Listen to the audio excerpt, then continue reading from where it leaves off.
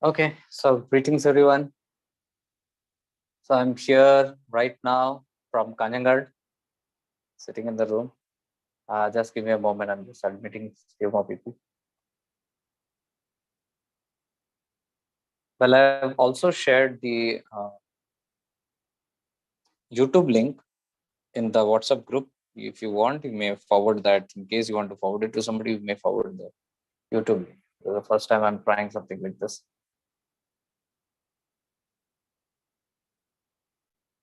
Okay, well,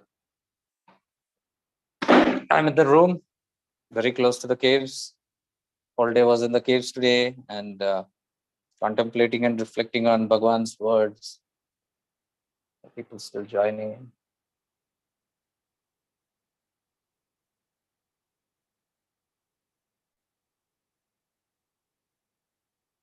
Okay, just to intimate you, uh, this is also going live on YouTube channel, my YouTube channel.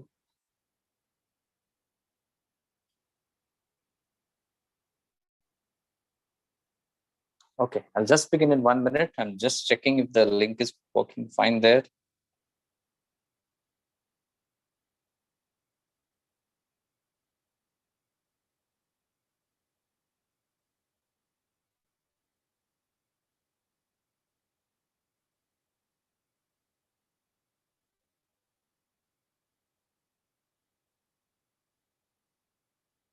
So the weather is warm here, not warm, hot really. But that's how Kerala is. Kerala is a humid place. Even in the rainy seasons, I've seen heat here. Okay, well, I was able to post it here. Just 1 second, almost done.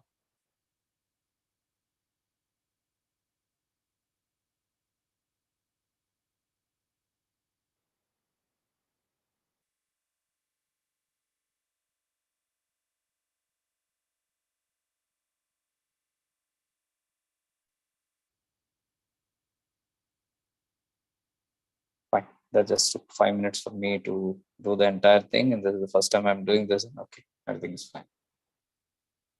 So today we are going to just go a little more in depth about the Chidakasha Gita.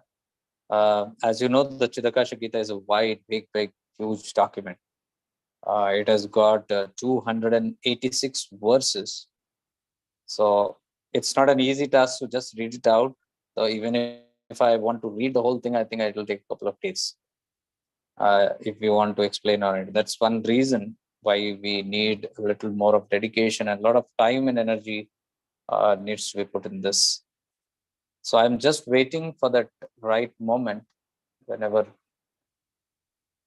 we feel that the Chidakasha Gita can be openly done or done through some other sources. I don't know. Waiting for a green signal. It's a very deep document, and there are chances of misinterpreting it. And yesterday there was a good coincidence, synchronicity here. I happened to meet Mr. Lokandwala. He is the son of Babu Bhai Lokandwala. You know Lokandwala. They are very famous in Mumbai, businessmen. So, some more people.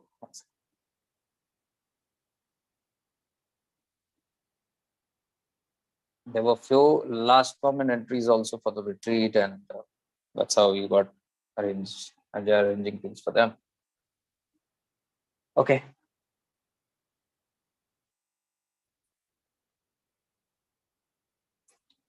So yesterday, coincidentally, I don't know coincidence or what, the whole family was here. Actually, what's happening is they have this Pran Pratishtha. The Pratishtha Day. Actually, that's they take it as per the calendar, the not the English calendar. They go by the Hindu calendar. And today is the day when the temple was built. Bhagwan Nityananda's temple on top. It was built many years back, I think in the 70s. And this was one content I was always wanting to find out, even from the ashram, about the history of this temple, because we were making the website of Kanyangarh ashram. I'm maintaining the website here. So 2 years back, I was searching for all that, and nobody had a clue about it. And yesterday, I just went up to see somebody, hoping to see, and accidentally bumped into this whole family that was there. His Bababhai Lokhandwala was the main person who built the temple here. This is built as per the Gujarat temple. You can see the temples in Gujarat, how they are. And it is built on that design. Somnath temple, which is there. You can see it's like Somnath temple. So builder of Somnath temple only built this, Bhagwan Nityananda. So it was amazing to know all these things detail. And what happened was yesterday I went on top, and his grandson, now who's there, Mr. Lokhandwala, he's come here. His grandson is in Dubai, and he used to see my videos. So somewhere when he went to see Vidyanand Swami in Guruvan, he directed me to see my blog, Vidyanand Swami, to know more about Guruvan. And then he came to know that, yeah, I know this guy. So he just walked up to me and said, "Are you Jacob Shivanand?" And that's how the whole thing began. And I said yes, and then he introduced me to his mother and all that, and then he said the Aarti and all that, and blah blah blah. It happened, and then I got connected with his grandfather, who's the son of Bababhai Lokhandwala. And then amazingly, we spoke for around 2 hours there, right in front of the temple. So he revealed many things, and Mr. Lokhandwala was telling that I was waiting to share this. I tried to record all these months, but that did not happen. For 1 hour I spoke, and somehow did not happen. And I was thinking when this is going to happen. Just 2 days back, my son also said, "Why don't you note this down somewhere or do something on it?" And here you are standing here, and now I'm going to reveal all these things to you. I said, "Very great." So we are just arranging for at least 1 or 2 hours in Guruvan, probably tomorrow. So we just want to record that event, and the whole family is there. They're beautiful, loving family. And in fact, Mr. Lokhandwala, I was talking to him also virtually 1 hour and spent a lot of details, because he was there when Bhagwan Nityananda was there. He was 10 to 12 years old, Mr. Lokhandwala, who's here now. So he used to go with his father to Ganeshpuri, and he had a lot of memories, a lot of things that he shared. And here also in the room that I'm sitting right now, Mr. Lokhandwala, the Babubhai Lokhandwala, the main person who built the ashram, the temple here, he used to live in this place, and Swami Janananda used to be here. So he was a favorite of Swami Janananda. And they have great blessings. They have immense blessings from Bhagwan Nityananda. Including Bhagwan Nityananda has given them in the loincloth those days coins, and asked it to hand over from generation to generation, and which Mr. Lokhandwala says is entirely the grace of Nityananda, that their whole generations have been in this business field, and they're even now coming. The fourth generation this is, now they are coming and they do this Prana Pratishtha. And then even I imagine, oh my God, I don't know why we had to come here 2 days earlier. I didn't get a time, the train proper, and this is the only train I got. I now understand. So we were destined to be for this Pratishtha program. So tomorrow I'm going to have some shoots from him also, which I'll edit and later post it. The entire family is there. He's got 2 sons, grandsons, grandchildren, his wife, and daughter-in-laws. All of them have come. Very beautiful family, all dedicated to Bhagwan Nityananda. And more of details I'll tell you, whatever he was sharing. But he has good insights, and they invited me home also to have the darshan of Langot, the loincloth of Bhagwan, which was presented, and they keep it. They say they only open it for every year once, and the darshan is done. So they are all staying in the Lokhandwala place in Mumbai. And that's it for now. That was a good surprise that I had. And I believe we are going to have some more direct details the life of Bhagwan Nityananda. He shared many things, but I don't want to put that here. I just shared this because tomorrow when we shoot, many of you might be interested in this, so I'll share the details there also. So coming back to today's program, that is Unheard Messages of Bhagwan Nityananda, or Chidakasha Gita.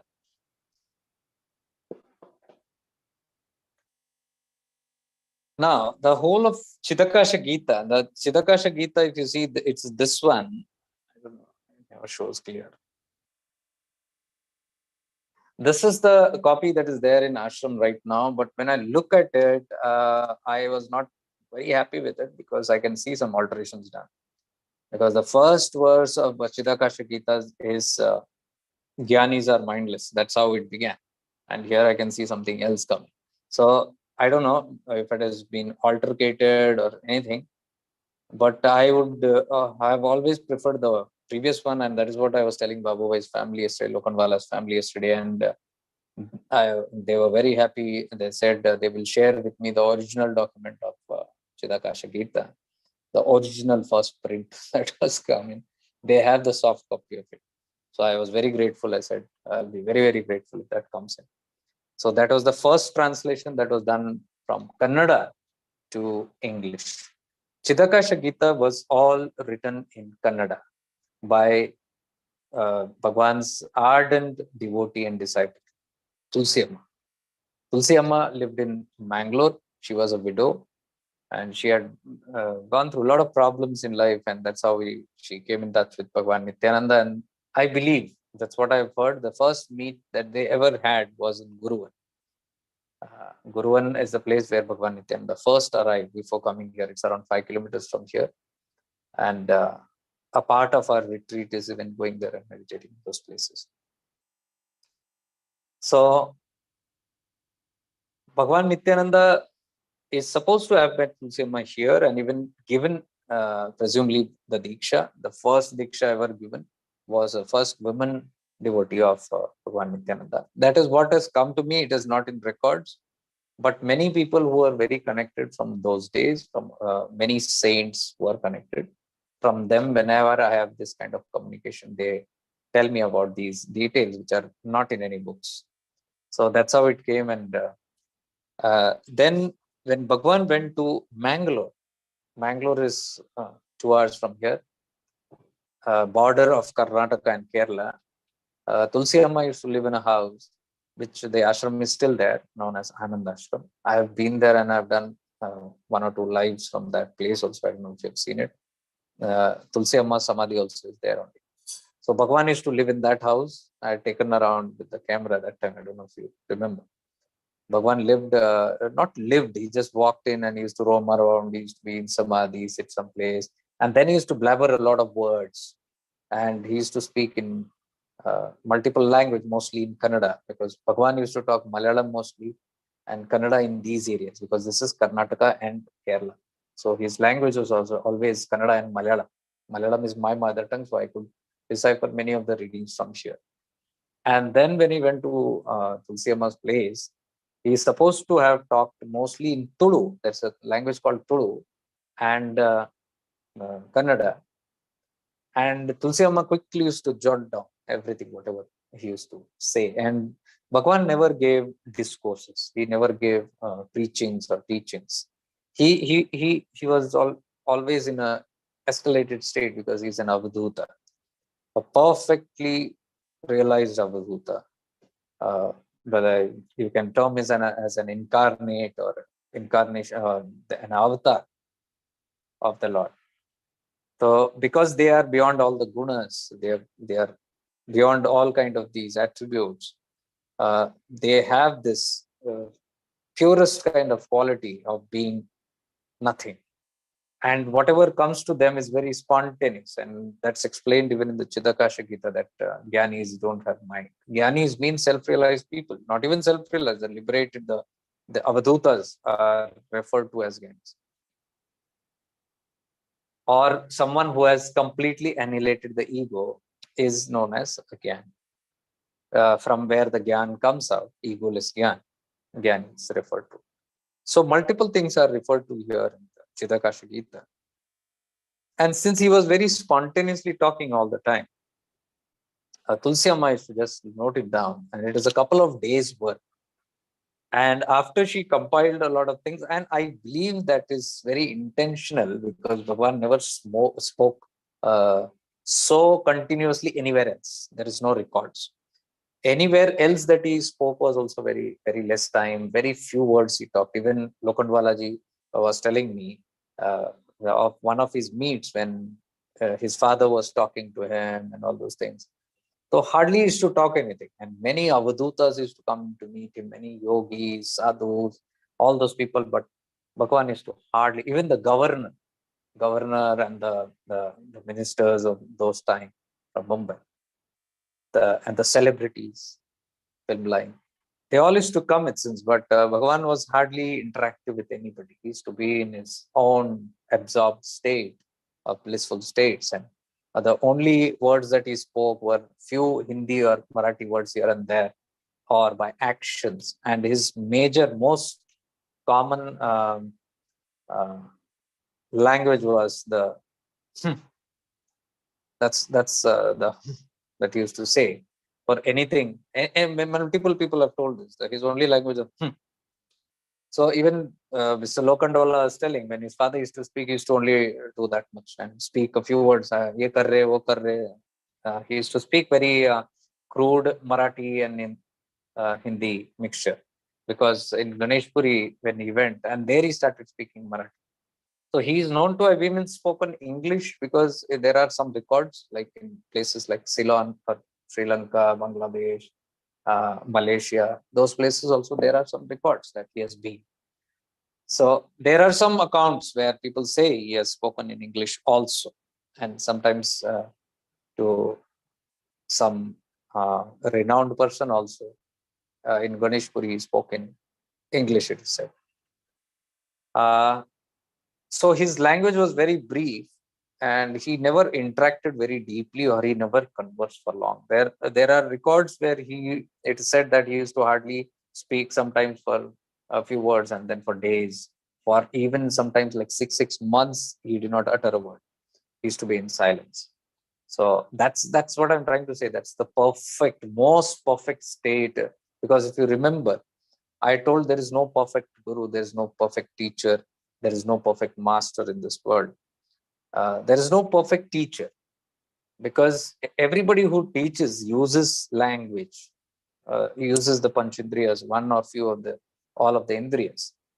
But the completely liberated beings like Bhagavan Nityananda, Ramana Maharshi, and all that, they could hardly talk anything.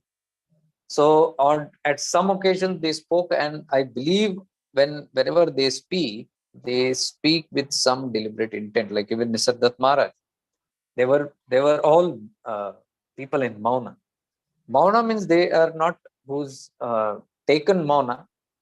They from within they become Mauna, because if there is no thought, no ego, no thought. So if there is no thought, it is very obvious that there is no word. So that is the most perfect state of a teaching. And when somebody reaches that state, is known equivalent to Lord Dakshinamurti.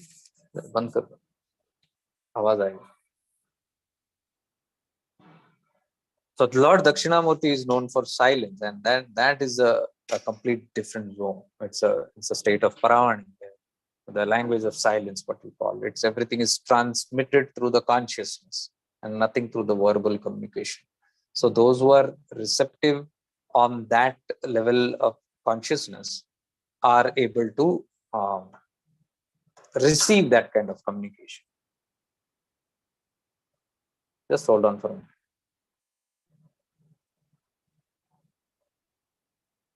One second.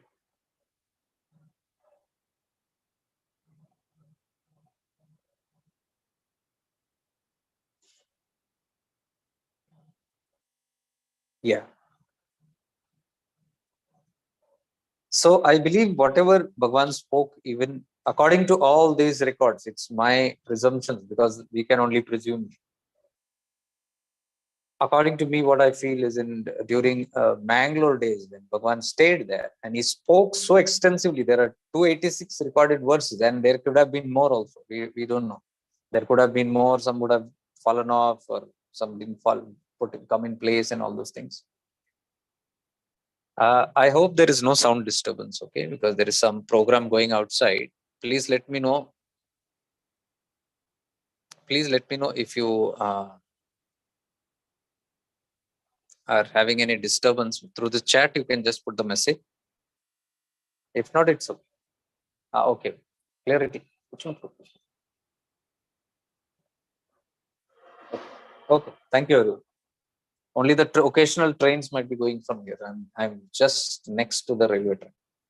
So it's just passing from here. So what I feel is Bhagwan spoke, and if he has spoken these many verses, close to 300 verses, so that certainly must have been with intent. So he knew what he was doing, and he knew why it was being delivered. And that is what he hinted to Tulsi Amma also, who very kindly noted everything and made an entire compilation and showed it to Bhagwan, and Bhagwan approved the book, and he himself called it Chidakasha Gita. And after that, the Kannada version coming in, then the first English version came. And I am told it's in some green color cover, which yesterday Mr. Lokhandwala told me that was the first, and his children told me actually, and they told me that they will give me that copy of that. One second.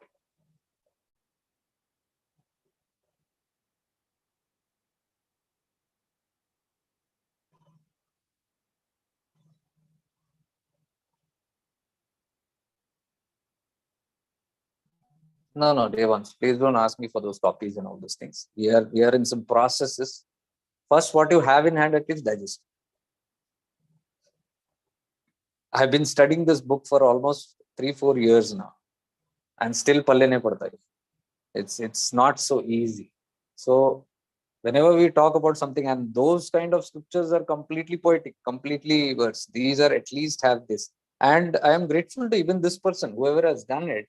He has used layman terms to break down those. Otherwise, it's very difficult to understand an Avadhuta speak, because they will talk one word, one sentence, half a sentence, then gap, and then another sentence, and tukde.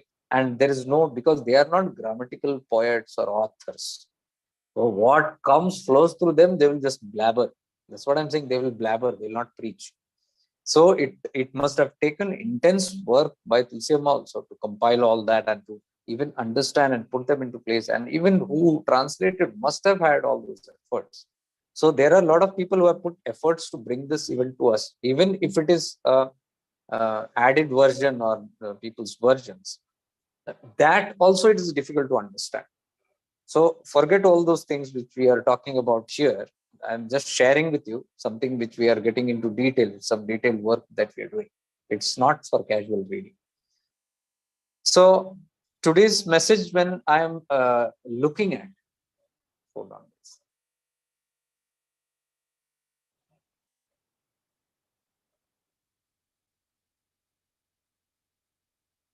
Okay, ma. Message no. My mom is sending a message. She's watching. That was coming in between. Okay, so I'm right now in Kerala, Kanjangad, and this is coming from Bhagwan's place only. This is the place where Bhagwan lived most of his years and did a lot of leelas, and finally he settled down in this dilapidated, completely broken down fort known as the Hosardurga Fort. And we do not have any idea why he came here. There must have been any particular reason. And he spent many days here constructing these caves. 43 caves are there. He and some laborers uh, built these caves with the help of some laborers. And he used to be fully in the caves, 43 caves. And somewhere he hinted that these caves will be the place for the yogis of Satyuga. That is what he has indicated. And it's no doubt that when I started coming here back in, I think 2009, the first time I came, and I've come here for multiple times, maybe at least 50, 60 times here from then. What pulls me here is the vibes. It's a very, very powerful place. Powerful for those who can connect with. to those who can absorb, to those who can be aware and conscious. It's a very powerful place. So whenever I come here, I've seen leaps of consciousness happening, a lot of cleansing happening, purifications happening, and a lot of other things happening, subtle things happening if you just are doing nothing here. So that's one important thing. You don't have to come here and do some mantra jap or puja, or some kind of austerities or some kind of practices in the caves and all that. Uh, well, everybody is free to do, but this this this whole cave, the set of cave, is all built with some sankalpa of a great being, and only he knows what is that sankalpa. Only he knows the science of how this works. So the whole cave is in like a head shape, you see, and the entrance is here, and then it is differentiated into two lobes, the left and right hemisphere of the brain. There are total 43 outlets, small, big, all kind of. They are not exactly caves, but they are like outlets where one person or maybe sometimes 3 or 4 persons can accommodate. The biggest cave in that, where I think around 10 people can sit, and the smallest is where only one can sit. So there are all different kinds of. So it is meant that there is no explanation needed here. One just has to enter in complete silence and absorption, and wherever you feel the pull, you just go and sit there. That's how it's going to. That's how it reflects the whole thing. And what has to happen will happen.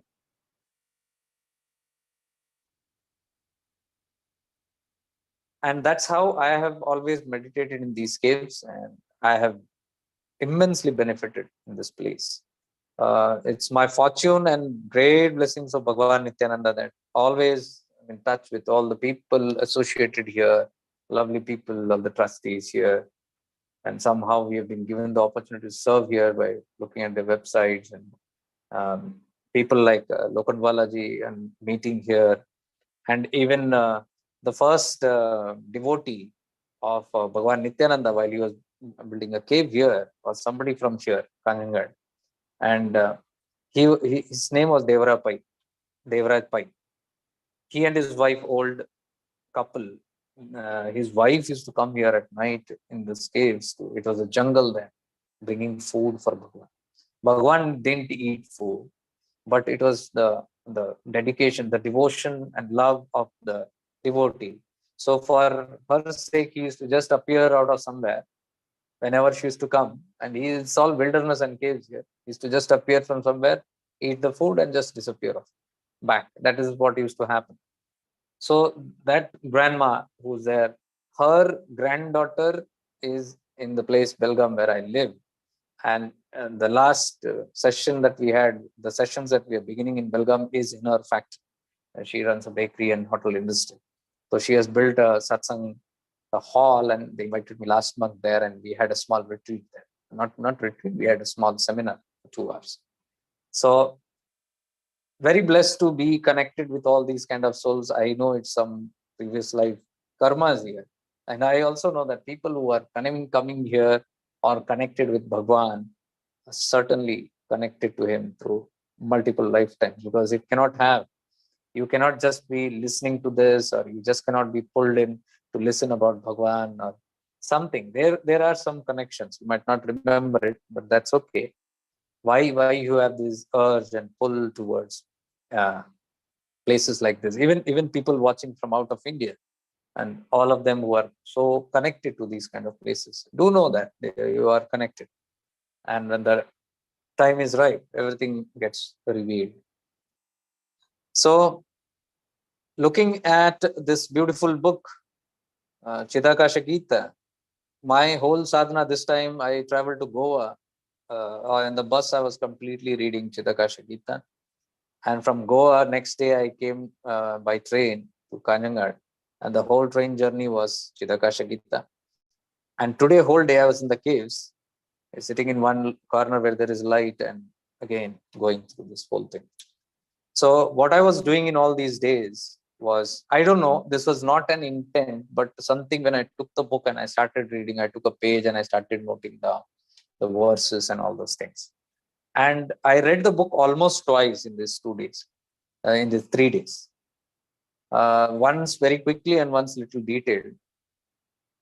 And what I was trying to do was, I was trying to divide all this. I was just trying to see what is Bhagavan actually talking about. Because we vaguely know about the Chidakasha Gita. But then I was seeing many things are repetitive, so many times. Some are so repetitive that I said, he's stressing definitely, but they are not in sequence.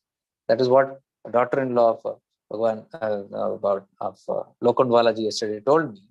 It's all mysterious because they are not in sequence. So now what we did, because I showed her this and she was very happy with this. And she was like, okay, I need to see these videos now. I've invited her on the platform, so she'll be seeing this. I started noting, like if he's talking on one particular, let's say love, I noted the verse love. I made columns like love, faith, perseverance, practice, or whatever.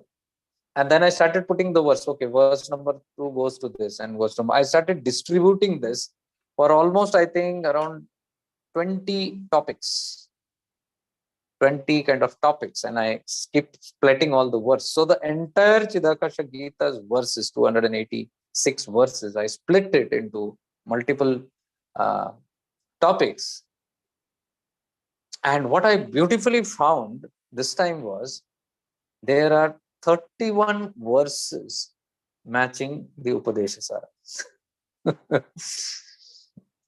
31 verses where Bhagavan is almost talking the same. And there are some words like even Manolaya and all that, even in the Chidakasha Gita. So that was astounding to me. I was telling Lokandwala's family yesterday that this whole sequence of Bhagavan Ramana and Bhagavan Nityananda, when I combine it together, I see at least 25 to 30% common teachings of what they are saying. So I was telling them, if the ultimate truth has to be realized, because it's coming from two great Mahatmas, so when you merge it, like whatever common they are talking has to be from the same source. The rest also is, but when individuals convey it, it can differ in the language or whatever the word. But this was not separable.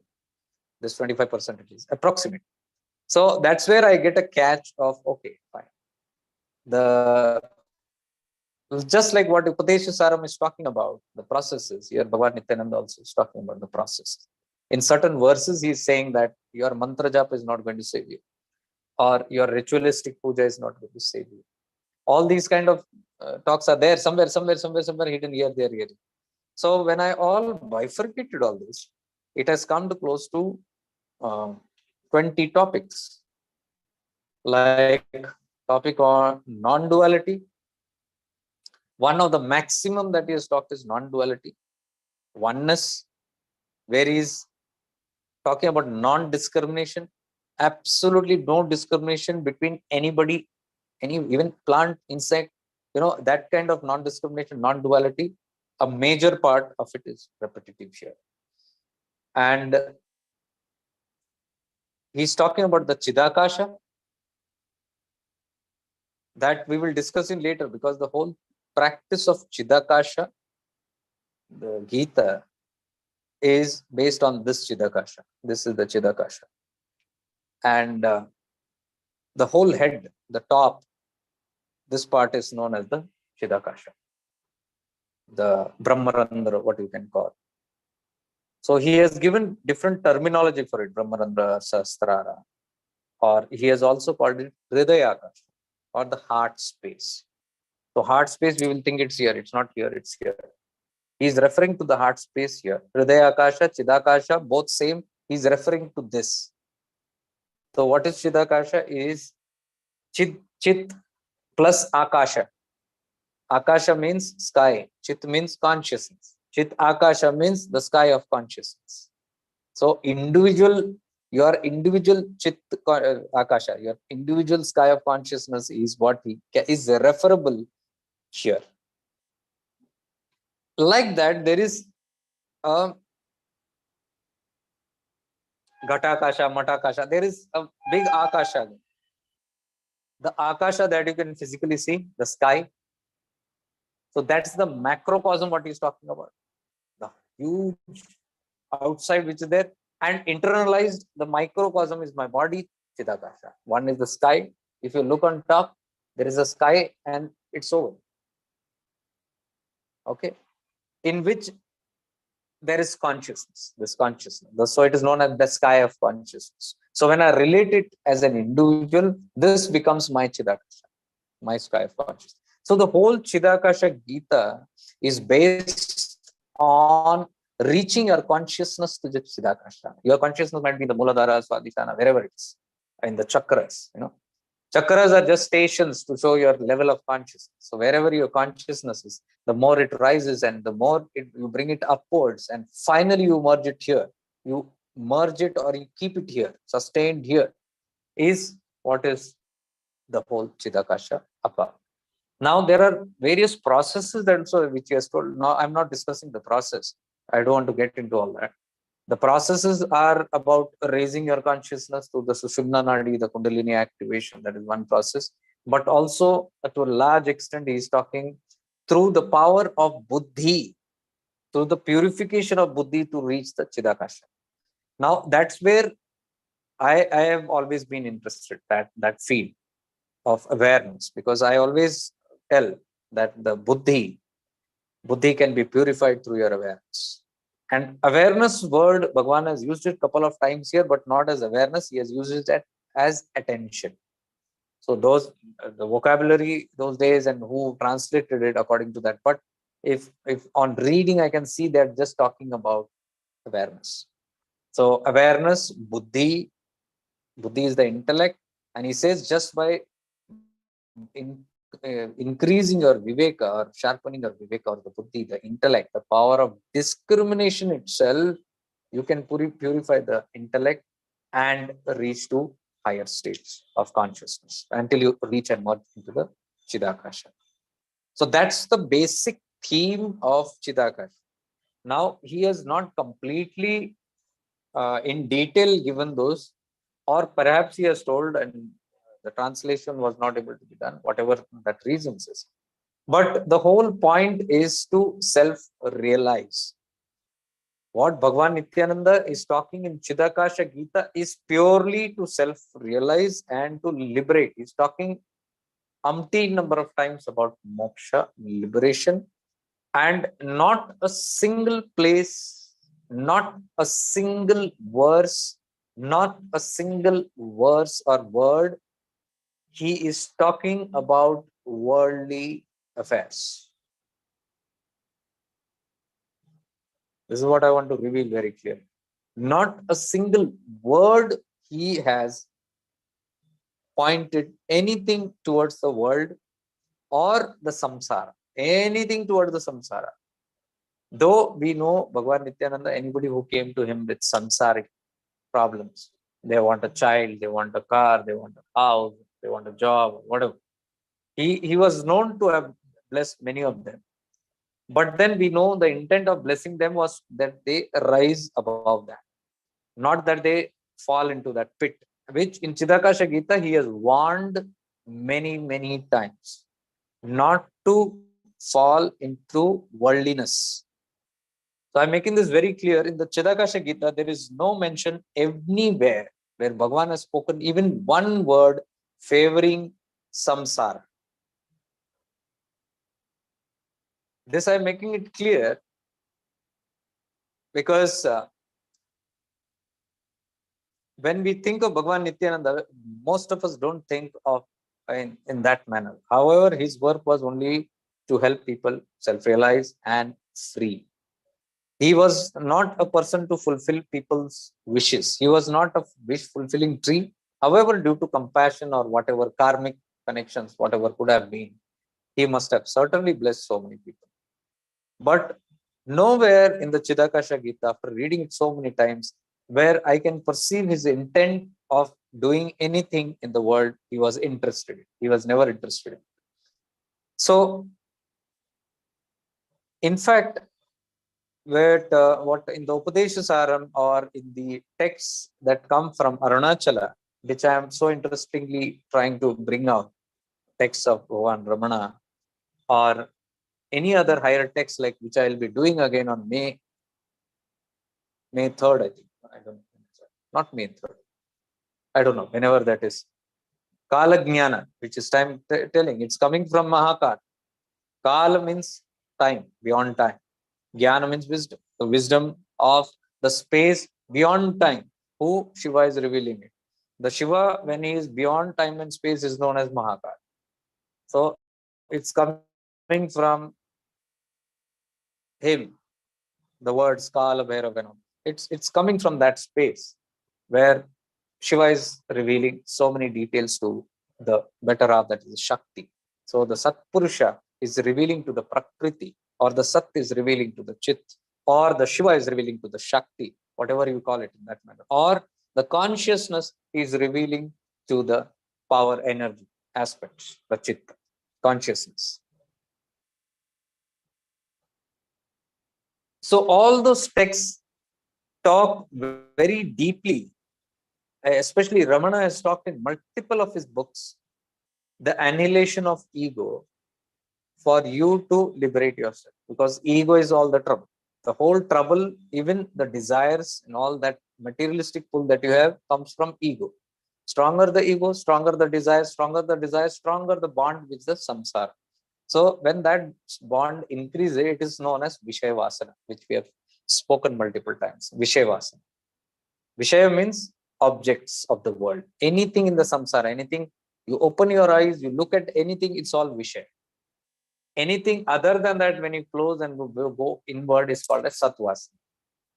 Means truth. The Vasana, that also is a Vasana. Till you reach internally, it is still a desire and a Vasana that takes you deeper in there. So Satvasana.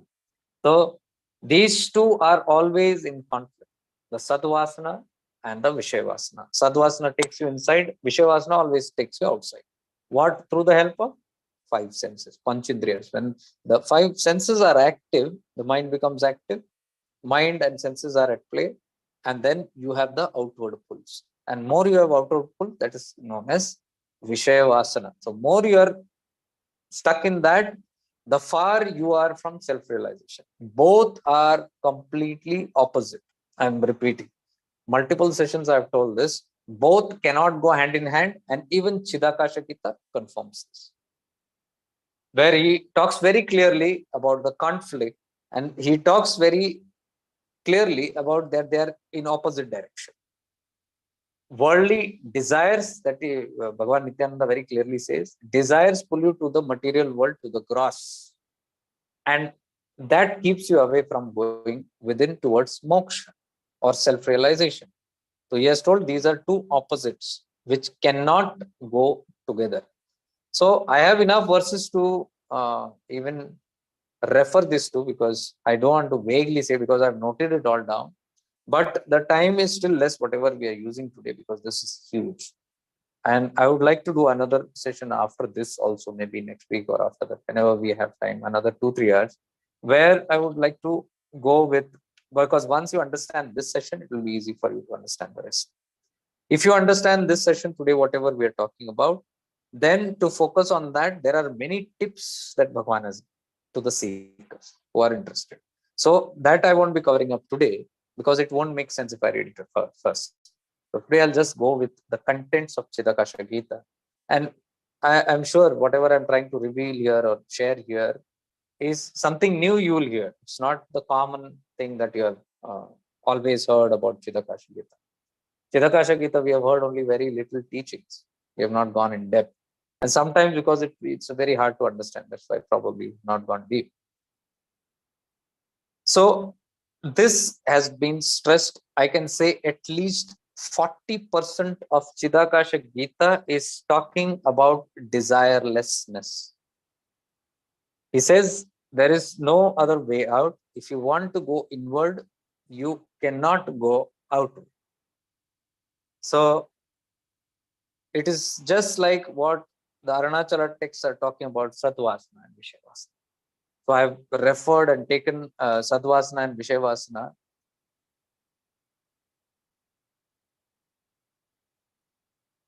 there are 18 verses. They're exactly talking like Sadhvasana.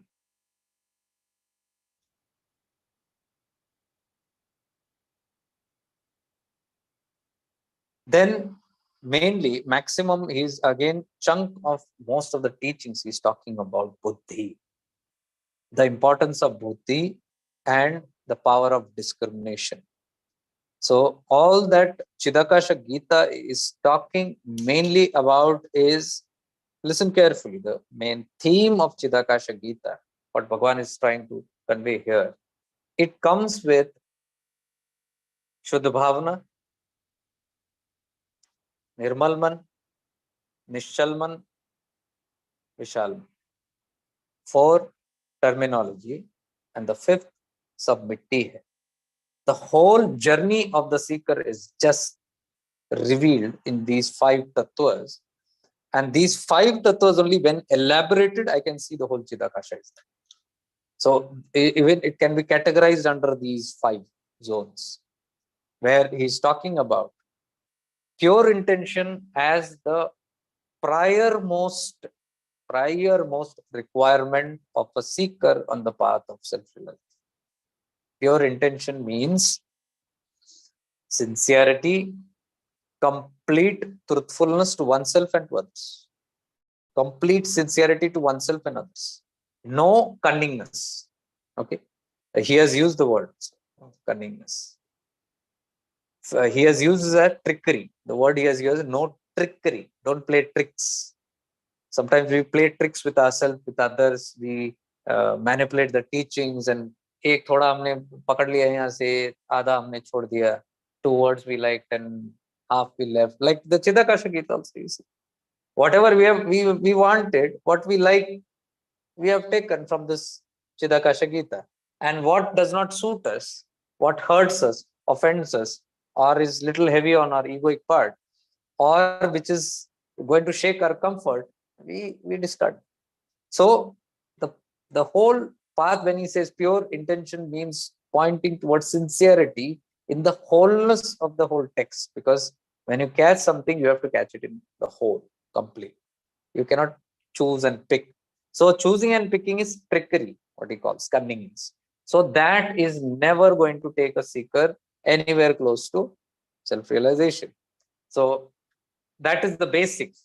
Pure intention also means your intent, your purpose, the reason behind you doing an action, any action, thought, word, deed, any action. There, because every action, word, or deed is motivated or provoked through your intention. There is a desire first. There is a desire, has to be there. Only when there is a desire, ichha, then only the Kriya Shakti happens there. The Ichha Shakti, Jnana Shakti, Kriya Shakti. So first the Ichha has to be there. Only if there is a desire, a will, then to make that will manifest, the Kriya Shakti plays, the manifesting powers or the energy plays its role. So before that, you have to have a Ichha. And how it plays the role is the Jnana Shakti. So these are all these terminologies are very, very deep regarding these aspects, what we are talking about. So Ichha means you have a desire. Now the purity of that desire will come from the purity of the intention. Suppose you have a desire that is impure. That desire cannot be impure until you have a impure intention.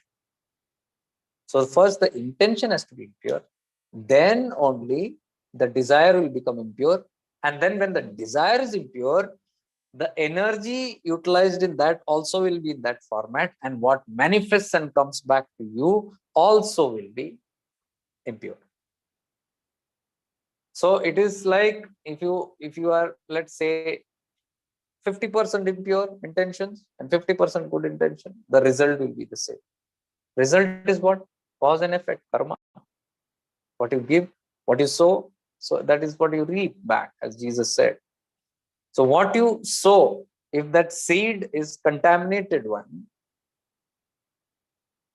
genetically modified, whatever percent, that kind of a percentage of seeds and the fruits also will be there, will be coming.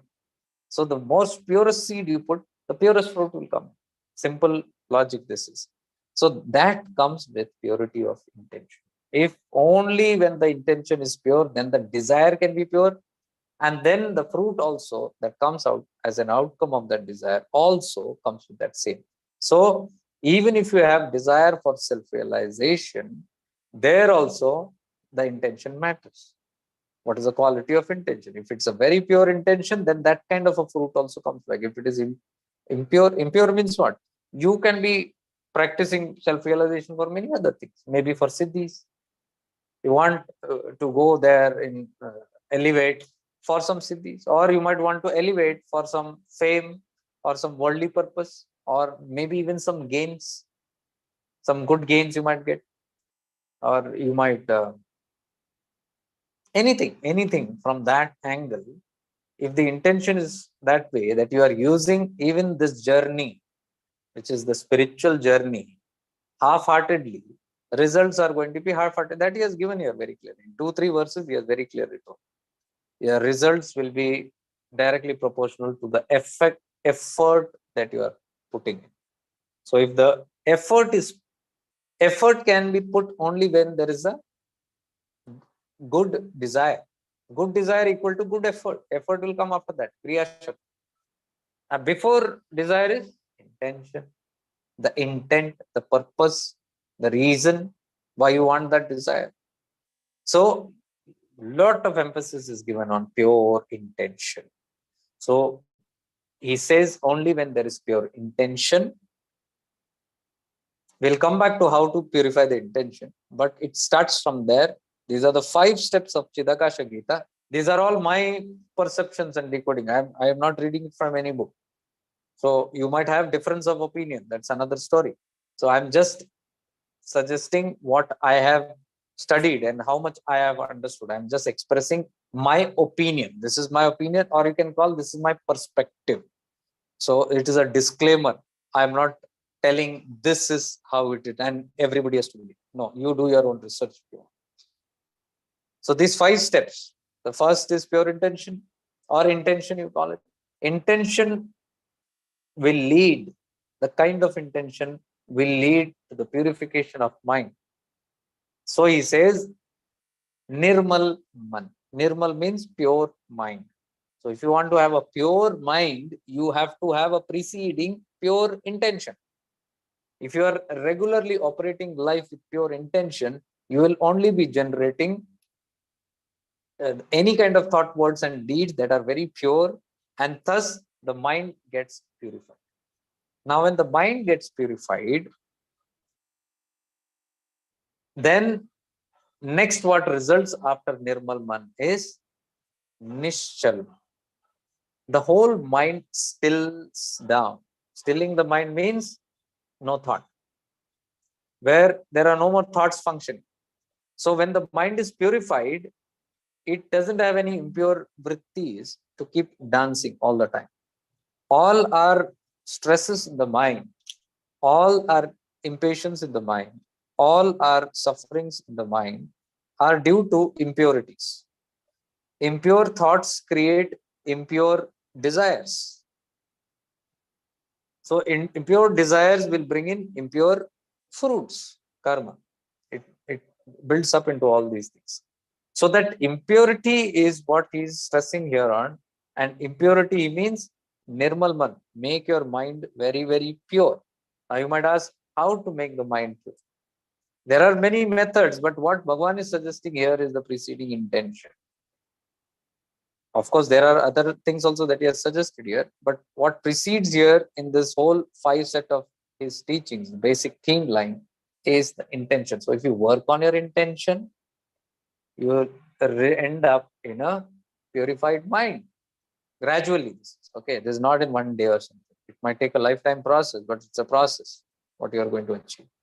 So after Nirmal Man comes in, when the mind is purified, it has no more impure thoughts. No more impure thought means no fluctuation in the mind. No fluctuation means you are always calm. There is peace in mind. There is no stress. You are all the time calm. and the mind is still no thoughts itself. And when there is no impure thoughts, there is no running out. Vishaya vasana starts dropping out. All your desires for outside comes with impure thoughts. Means, now impure, I don't mean negative only. Here impurity we are suggesting to samsaric. Means he is talking here about sattvic thoughts, sattvic gunas. Sattvic guna means if you have pure thoughts, you will have pure desires. You are going to still have desires. But he says that is still much more vast, better than the impure thoughts and impure vasanas. All your desires, unfulfilled desires, will make you run outside. So it could be the lust for gold. For example, I love gold, or I love money, or I love a palace, I love a huge bungalow, or I want the most costliest car, or all these kind of fancies which is there. It is a total thrust towards outside, the Vishaya Vasana. Now that is coming from where? Desires. Desires are coming from where? Wrong rooted egoness, because the body consciousness is very strong. When you feel I am the body very strongly, when you are not even in awareness that I am not this body, then you will just run away, run into anything and everything will catch your attention. Anything and everything will catch your attention. Even food will catch your attention. A girl will catch your attention. A boy will catch your attention. A news will catch your attention. A celebrity will catch your attention. Everything, it will catch your attention, because these are linked to your desires. Now, if you like a film actor, a particular actor, and you are very fond of that person, it just simply means you have a desire to be someone like that film actor. Whoever celebrity or a politician, you like a politician or you dislike a politician, means you like the qualities of that politician, means you want to become something like that. Maybe not directly, but under ichha, to go with that. So definitely your pull is going to be through. And now where is that attraction toward that politician or the celebrity coming? It is coming from my unfulfilled desire. Somewhere under hai, maybe I get that kind of a power, maybe I get that kind of an attention, or that kind of resources, something. That is how we relate to the world all the time. So the moment that happens, desires, Vishaya Vasana will begin. So the whole throbbing will be outside. That is why he is telling the root cause of your running outside towards Vishaya Vasana is your desire. And where is the desires coming from? It is coming from those unresolved impure thoughts, which has not yet been resolved or not yet been completely transmuted to a sattvic guna, purified yet. Now, how to purify it? By constantly having pure intention. Now, see, when you look at anything that you want, when you're looking at a politician, immediately ask, what is your intention? When you're looking at that politician, what is my intention? What is my purpose? Is it going to serve anything there? Immediately and this is where I call into awareness. And that is what I want to come to. The attention that we are giving there to intention, you can be only conscious when you are aware. Otherwise, you don't know what kind of intention you have. Every time we have so many kind of intentions and desire. Forget desire. Desires come later. Before desire, there is an intention, thought that comes. So if you are not an aware person, you can never catch that. And what is awareness? Awareness is the power to discriminate right and wrong. Are you getting it? Which exactly is what Chidakasha Gita is talking about. Your viveka, develop your viveka, your buddhi in such a way, because your power of discrimination will keep catching. Is this right? Is this wrong? Is this real? Is this unreal? Is this wanted in your life? Is this unwanted? And power of discrimination will discard it. If your buddhi is very strong, it will just discard it. This is not useful in my life. You'll drop it before it becomes a desire. At the intention state itself. This is what awareness does. If you are continuously in state of awareness, I told you many times, awareness develops and sharpens your buddhi, the power of discrimination. All the time, if you are in awareness, all the time you are watching. Take your example of practice and see. We have done so many practices in awareness. See, when you are in certain kind of awareness, you are aware. I say, become aware right now. Become aware of the person sitting in front of you, but become aware of everything around you also. There is a peripheral vision that you're having right now. Become aware of everything. You listen here, you look here, that's fine. You're having a focused attention here, but you are not losing connection with anything other than this also. You are a being that has the power to grasp multiple things apart from what you're focusing on, what your mind is focusing on. So when you build your awareness, like right now you can do that. Become aware of everything that is there around you. A room, people, things, places, everything, whatever you can feel around you. Become aware of everything. And become aware of me also who's talking. Become aware of all the other sounds also that you're listening. In your home, through this mic, somewhere outside your home. Catch the other sounds also while you're listening to me. Now, this is not a mind activity, because if it's a mind activity, you can catch only one thing. Either you listen outside to that sound or you listen here. You cannot listen to it because mind will ekagrita, it will just focus on one thing. But here, when I say awareness, this also, that also, only through your faculty of awareness, you can do. What is this faculty of awareness? Buddhi. You are using your intellect to now discriminate things altogether. So right now, you're aware of my voice. You're aware of voices around you, noise around you, any sound around you. You are aware of me sitting here. At the same time, you are aware of everything that is around you. This is called awareness. Now, when you are in this state of awareness, can there enter any kind of an odd thought? You have done enough practices with me. We have done so many webinars and all that. Now check it out on that. Or you do the practice even right now and see. The moment you are aware, you have a sharpened intellect that is watching everything, and it will keep discriminate you, right or wrong, true or false. Even if a thought comes into your mind right now, for example, a thought comes into your mind, let me watch something on YouTube. A thought comes right now. You don't even have to take discrimination. You don't have to take a decision. But if you are sitting here in a state of awareness, immediately that thought comes to you. Would you give it even attention? You will not even give it attention to it. The thought came to you. You will just discard. You will focus here. Why? Because your awareness is very sharp at this time. It knows whether I should acknowledge this thought or not.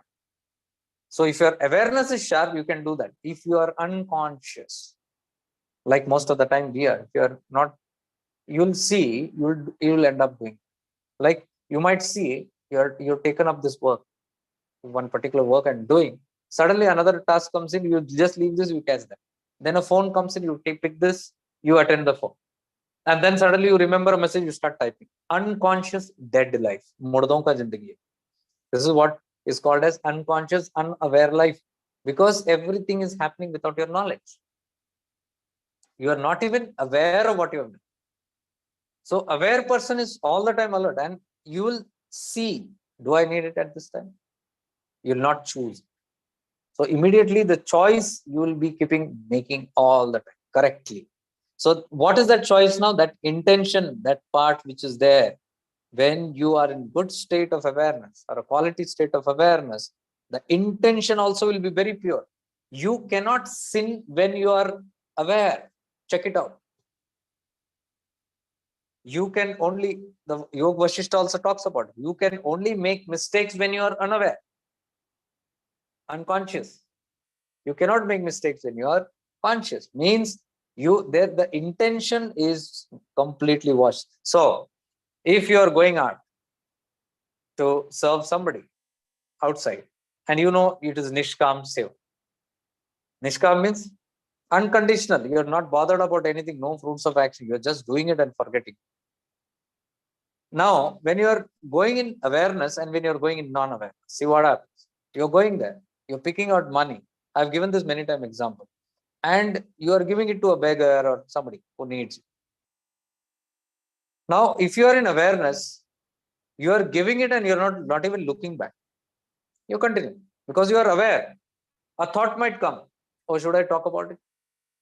But if you are aware, you will just discard it because your intention is pure. What is the intention? Pure intention to be selfless. So I will not go about it. I will not even look second time about it. I will not even look at that person and see whether that person is acknowledging or not. If you are unaware, a lot of things will happen. Like you might give some money or some food or some eatable and then wait for that person to give you a gesture. Oh, pranam, or thank you. And you will feel good. When you feel good, it is no more a Nishkam Seva. It has become a Sakam because you have taken the praise. If somebody is this, you have felt. So there the intention you saw. If an aware person is there, that person will be very careful of that intention and will not allow that flaw to happen. But if you are unaware, a lot of things happen. So that intention, what we are talking there, Shuddha Bhavana can come when you are completely aware person. Otherwise, there will be Ashuddha Bhavana and you will not catch it. You might think it is Shuddha Bhavana and do it. I've given multiple examples of this. You might think Upadesha Saram talks this only. What you think is not necessary, it will happen. You might think that I do this, I will get the fruit of action, not in your hands. Destined by the Lord. How? It depends on your quality of intention. That is how the Upadesha Saram is talking. Forget the doership. You think you are doing, you are not even doing anything. Those who have done the Upadesha Saram will clearly know how you are not doing anything. Even how much ever you try to prove you are doing it, there is clear evidence that you are not doing. It's coming from some preceding thought, actions, and all, or karma. And it says when you do a karma also, you have a feeling that if I do, like I do a punya, I'll get a punya karma, I'll get punya. This is what we generally feel. Punya bahut karo, to punya milega. So most of the time the punya is done in lalach, it's done in greed, ashuddha bhavana. So the quality of the fruits also will change. That is what Upadesha Saram says.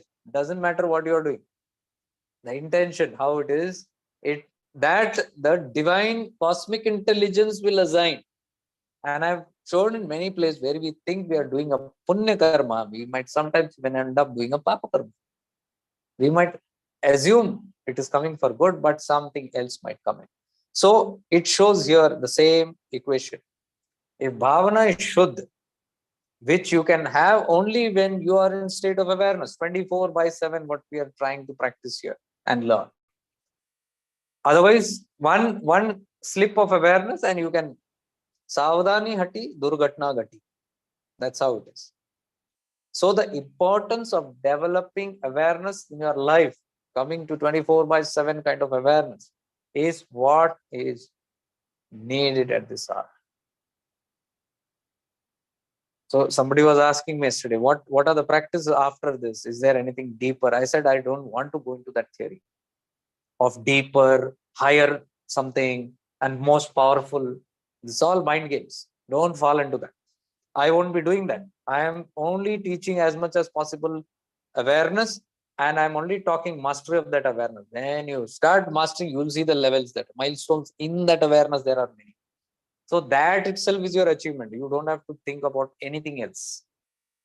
It will constantly keep taking you, depending on which state you are. Everybody is on different states. That also Chidakasha Gita explains. Everybody cannot attain self-realization at the same time, Chidakasha Gita says. Everybody cannot become the Prime Minister, Chidakasha Gita says. Everybody cannot stand first rank, because there are these precedings. So, but some or the other time, as you keep moving, you will also come to that number one. That is what Chidakasha Gita says. You also will come. तुम्हारा भी time आएगा. But till then, only. कब time आएगा? When will the time come? Only if you are persistent. So there are a lot of quotes that Bhagavan has talked about persistence also. To keep your persistence, there are around 12 quotes. How to keep your persistence and faith completely in that, whatever you're doing. So here also he's not talking about multiple methods, nothing. Just that practice of sharpening your buddhi, purifying buddhi, by continuously being persistent on the path. Continuously. And how can you be persistent until you don't have awareness? So what I am talking about is shifting into awareness and living in awareness. I will not talk anything apart from that. So anything that is obstructing you on the path towards awareness is what I'm telling, uncondition your mind, which is what we are talking, forgive and heal out through the inner child healing. All those things are to uncondition the mind. And at the same time, keep this awareness up. So there are no levels and all in this. Don't fall into any kind of levels. You will get into a different mind trap, and you will get into the trap of waiting for more. You will fall into what is called greed. You will become greedy for something more. Before you can finish something which is already on your plate, you will start desiring what is on others' plate or something more into your plate. Never even consciously thinking whether you can ever digest it also. So without the digestion, this holding is what caused the problem. Like whenever I put about one book, people want books. Suddenly they want books. This book, that book, this scripture, that scripture. Send me this, send me this. What are you going to do? What are you going to do with that? It's just a greed that is coming. Oh, if I have that, or if I read this. And I have seen many people, they have all the books, not one they have read. Not one book they have completed in perfection. So that is a greed that is coming from holding. You think that if you have this powerful book or this shastra, then you have something. Nothing. So don't ever fall into the level number games, quantity games. Always go with the quality, not with quantity. So I talked about intention. For intention, awareness as much as possible, that much your intentions get purified. If your intentions get purified, very clearly it is mentioned, your mind gets purified. If your mind eventually gets purified, then the Nishchalman starts happening, where you are now in the state of equilibrium, where all these vasanas won't push you aside. The worldly Vishaya Vasana will not take you. Now you are in a right position to practice self-realization. With all the Vishaya Vasanas, you cannot do it. You will take 2 steps forward and 2 steps behind. That continuously you will be doing. So you'll just be feeling that you are doing something, but there will be no gati. So Urdha Gati, for Gati, Upadeshasaram, Gati Nirodhakam, which they are talking, what is the that also they are telling in Upadeshasaram. What stops your Gati? This 2 steps forward and 3 steps back, or 2 steps back, or very slow gati, 4 steps forward and 3 steps behind. 3 steps behind is your chanchal man. Too much of chanchalta in the man, 3 steps behind, sure. How much way, how much or excellent speed you go also, you might go, but you will break down and slowly you will come back, because the Vishaya Vasana will pull you. And that is when you have an impure mind. Impure intention, impure mind. If impure mind is there, then it's a chanchal man. If nirmal man, pure mind is there, then it is nishchal man. Now when everything, nishchalta starts coming in, stability starts coming in, the blankness starts coming, then you can go into dhyana. Then you can easily go into samadhi. Then you can even think of manolaya. Forget manolasha, at least manolaya. And suspend your mind and achieve those goals better and better and deeper. So with Nishchalman, then everything is subdued. And then there is a process which is not mentioned here exactly, but that's the annihilation of ego, which Upadeshasaram talks about. So there's a little gap where I'd just like to add, where Nishchalman, here Bhagwan I know is meaning complete eradication of the mind and ego. Because the next step, what he's talking is that it doesn't stop with Nirmal Man, Nishchal Man. It starts with Shuddha Bhavana, Nirmal Man, Nishchal Man. Then he says Vishal Man. Vishal Man is also given here as the eternal mind. It is called as the eternal mind. Let me just see where it is. 246. If you have the Chidakasha Gita with you, you can open it and cross-refer. If I'm telling something of my own fancies. Verse number 246, he clearly talks about purity of mind. And then he talks in the same verse, and verse number 249 and 250. Till 250 is talking about, 246, 247, and 248. These three verses he's talking, just these three verses is giving a detailed about the Nishchal Man.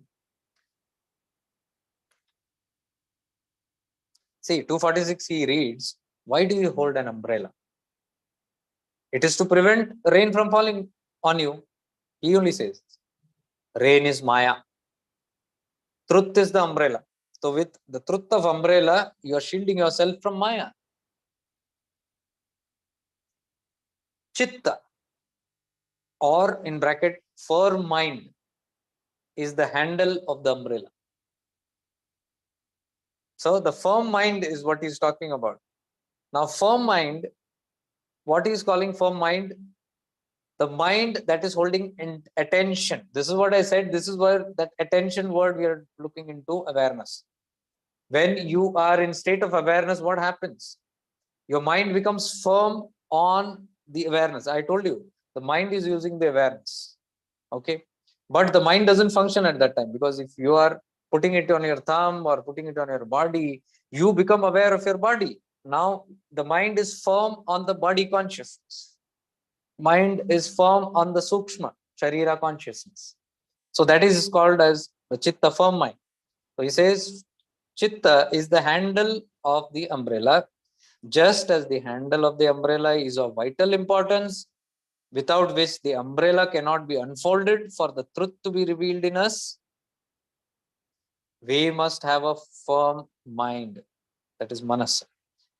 How can we have firm mind? He says, by the purity of mind, which is nirmalman.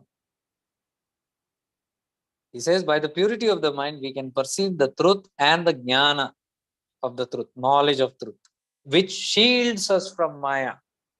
So we are coming to the Jnana Marga again. This wisdom that opens up through your awareness, the truth and light, the path of truth and light, the actual wisdom comes forth of you, and that wisdom is what will protect you from Maya. Wisdom that comes through your Viveka protects you from Maya. God is everywhere and in everything. Maya is from Atman, and Atman is not from Maya. Okay, it goes along. I'm not reading everything. And then 248 he says, think and think within yourself about the Brahman. He says, think about the Brahman. Means what? I am the Brahman. Think means contemplate again on it. Manan. Constantly ruminate on this, I am this Brahman. Though seemingly the man or mind of men seem to be different, they are only one. He says, everybody's mind is different, but it's only one. Mind is without form. Coming back to Upadesha Saram, where we realize that mind has no form. There is no mind actually. Only those who know this Upadesha Saram will be able to relate what I'm saying. He says mind is in the form of Vayu. Mind is actually as good as this Vayu, which you can see a relation in Upadesha Saram. Mind, when it is one-pointed, is indeed very great. What is one-pointed? This one-pointed attention is awareness, what you're calling. When I'm putting a one-pointed attention on my thumb, I am aware of this thumb. Who is aware? My mind is aware. Who is giving instruction? Become aware? My mind. Mind is becoming aware of this thumb, but now the mind is becoming zero, because the whole awareness has come here. From the mind, the awareness has shifted into the thumb. This is one-pointed attention, what is referred here, which I am calling awareness. So one-pointed mind is eternal mind, he says. One-pointed mind means a mind that is aware is eternal mind. What is eternal mind? Eternal is forever. This is what he is meaning here, Vishal Man. And here he says, Eternal mind, or what we are calling Vishal Man, is nothing but supreme joy. Eternal mind is Chidakasha. See how it is coming back to that. So when you have a Vishal Man, what is a Vishal Man?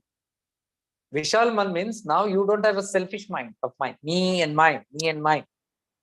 My object, my thing, my personalized things. Very selfish. Then little more selfishness expands. Me, my family, about my family, the whole story is about me, my family, protecting my family, taking care of my family, goodwill of my family, that's all. Still selfishness. ये विशाल मन नहीं है, ये limited mind, कंजूसी वाला mind. So when the time he says, when you have this purity of mind through this wine pointed attention, through this vast awareness of this mind, and when it completely annihilates and purifies, which makes it nischal completely, it then becomes Vishalman. It expands into multiple, like there is no difference between your mind, my mind, and all that. So it's talking about oneness, non-duality becoming finished there. Non-duality ends at that state of purity. So Nishalman, what he's talking is annihilation of ego. That is what I told you, which is nothing close to than Manonasha, which is referred to in Upadeshasara.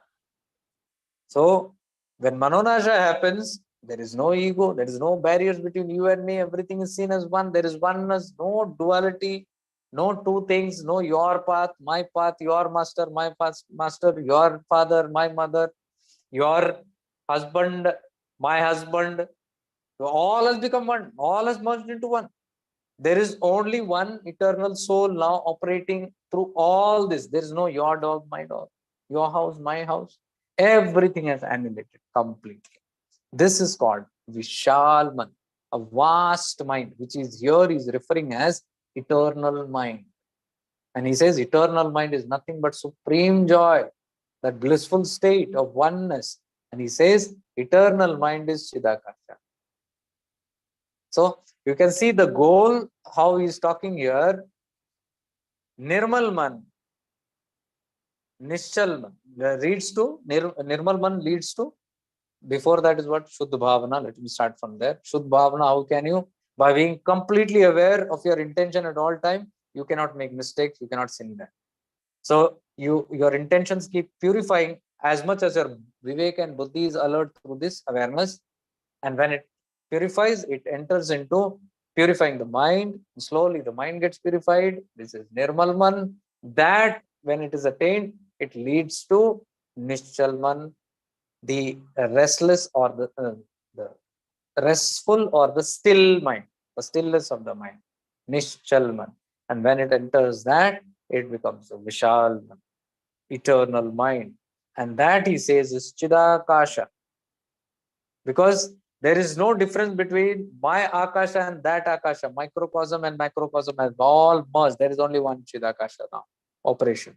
So he's saying that the state of Chidakasha, which is the unition and the end of non-duality, and then the final teaching that comes, sab mitti hai. That time you will understand, sab mitti, everything is dust. See how beautifully the steps are? शुद्ध भावना, निर्मल मन, निश्चल मन, विशाल मन, सब मिट्टी है. The five tattva of Chidakasha Gita. So the whole aim that we are putting, and why I am talking about buddhi, the awareness here, because awareness means buddhi, power of discrimination. That's the only intellect. Like I always say, ego uses mind as the tool. Same way, awareness uses buddhi as the tool, your intellect as the tool. So your awareness can function through the buddhi. Your awareness is watching and it is viveka. It is discriminating. Shall I or shall I not? Is this right? Wrong. Is this real? Unreal. Through the buddhi, that awareness is functioning. It is discriminating. So that's where the whole practice of awareness comes into, when the buddhi is talked about. And here, at least 40%, close to 40%, is only talking about purifying the buddhi, the intellect, and developing the viveka. He says that will be the secret of everything. That can lead you to where you want to be. So this is the five tattvas of the basic theme of Chidakasha Gita. Now these five tattvas which I said, Shuddh Bhavna, Nirmal Man, Nishchal Man, Vishal Man, Sab Mitti Hai, is, if you expand it, you will get Chidakasha. Or if I segregate these, now I've put out the chapters. I think further if I investigate and put it in that manner, I'll be able to even relate these set of verses to a certain, these five segments, and it will have a proper kind of sequence. Now I am known to do all that. This is only for my case study, my investigation into my life journey, and what I find useful for my life journey, I'm just sharing it here. Okay, so I'm not opening up another path here. Disclaimer.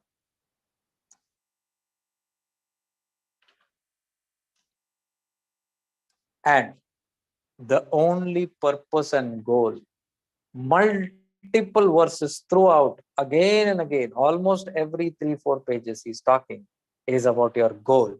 And your goal should be self-realization. Your purpose and goal should be only moksha, self-realization. And he's telling in this birth, don't waste it, he says. He's gone even to certain levels of calling. I think it is he's in a very stern language, calling, oh beggar, oh bhikari, chod ab dunya. He has used those words. 2-3 times he has said beggars. Those who are going towards the worldly are beggars. So that why he is using those terms is to the seriousness of his message. It is not a light-handed message that we are just reading as teachings. He has some seriousness in that, and that he is concerned in. He is talking it in this shrewd language. So that shows his intensity about it. So Chidakasha Gita is talking multiple times about your purpose and goal. And he's also saying the only way to dissolve the mind again and again is the buddhi, where he's telling the buddhi should be the minister and the buddhi should be the prime minister and the mind should be the minister. Means buddhi should always be on top. See, this is not something that is new, okay? Now, if I read the Chidakasha Gita, I can see references straight to the Upanishads. Straight.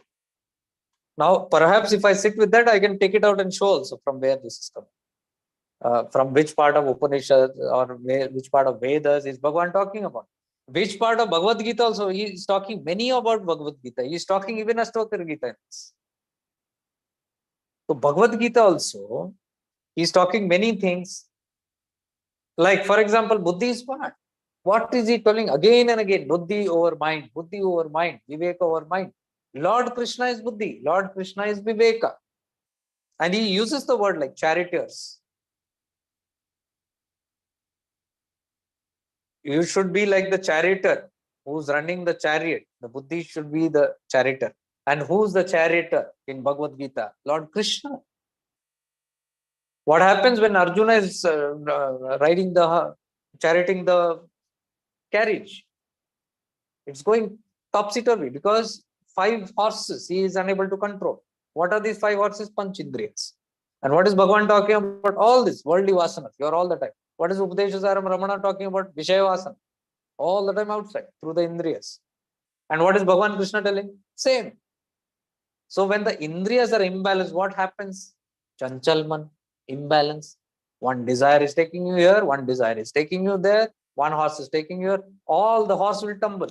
And that is why Krishna says, you come behind. Home, mind. Arjuna is the mind, mana.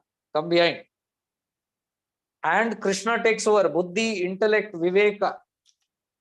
And when Viveka takes over, the senses are in control. Very clearly mentioned in Chidakasha Gita. So, he's talking about complete annihilation of the mind only when the Buddhi becomes the prime minister. Only then. Only when the Buddhi becomes the prime minister and the minister, the mind becomes the minister below it, the assistant, only then this mind can be purified. निर्मल मन नहीं आएगा तब तक, उससे पहला बुद्धि has to come over, शुद्ध भावना. And बुद्धि कैसे आएगा?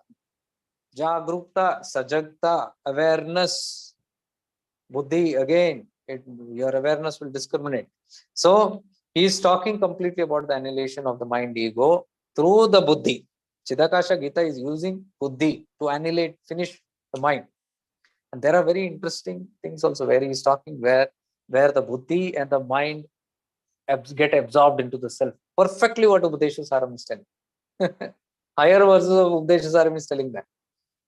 You go and find the ego, it will just vanish into that. And here Bhagavan is talking in a different language, but the same thing. He's telling the mind and ego, it comes out from the self, from the Atman, like the whole Srishti came out. The whole duality came out through this, the source, from the Shiva consciousness. There are many times Bhagavan has mentioned the Shiva consciousness. And he has also mentioned Shiva is not the one idealistic that we are talking about.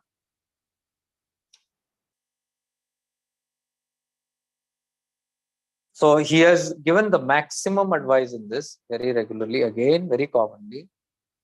Advice that he is giving again and again to attain and to seek to attain non-duality, non-discrimination, and oneness again and again. Complete oneness he is telling. So he has given multiple advices again and again throughout the whole Chidakasha Gita. And then he is revealing another one beautiful way, which is the Kundalini, what we are talking about. The chakras and the Sushumna Nadi, and how the consciousness has to be taken from the Muladhara and pulled up and brought to the Sahasrara or the Brahmarandra. So when it merges here, the Chidakasha, that the space of where this should happen, where the final destination is to bring it to your Chidakasha. For that, he has given various hints towards pranic activities. That is, he is talking about Yama, Pranayama. He's talking about Pranayama, but he's making it at the same time very clear that he's not talking about Hatha Yoga, the physical Pranayama. It might begin with that process, because 2-3 places he's mocking also. That Pranayama is not you put your nose, hand one ear and put your eyes up and twist your eye. It is not trickery, he says. It is not cinema feats, he's calling. I don't know where it is. Let me see if I can find that.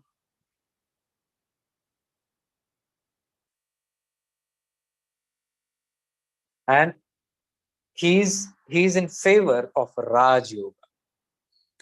This is the Ashtanga Yoga what we are talking about. Patanjali Yoga Sutras, if you read, Bhagavan is completely talking and in favor of Raj Yoga, and many times he has openly discarded Hatha Yoga. Openly he has said, no Hatha Yoga, no physical. It is all Raj Yoga. And Raj Yoga, very deep, he talks, when you come to Raj Yoga, it is above the neck, he says. Below the neck, all your activities that you are doing with prana is Hatha Yoga. What he means above the neck is this is the Vishuddhi Chakra. Shuddhi. The mind get purified. This is when your internal journey begins. What I many times have repeatedly told from Arunachala Tattva, the inward antarmukhi you can go only when you are done with your consciousness comes till here. A certain level of purity comes. Only what the Mahatma in Himalaya told me, Chitta Shuddhi. सारे साधन आपको चित्त शुद्धि तक ले जाता है. All the methods and all the practice will only take you to चित्त शुद्धि, विशुद्धि. इसके बाद एक अलग यात्रा है that Mahatma told me, which is very clear in Chidakasha Gita, because Bhagavan is saying the actual Raj Yoga begins at your Vishuddhi, and where he says, you might get confused when you read Chidakasha Gita. He says the Muladhara is in Vishuddhi.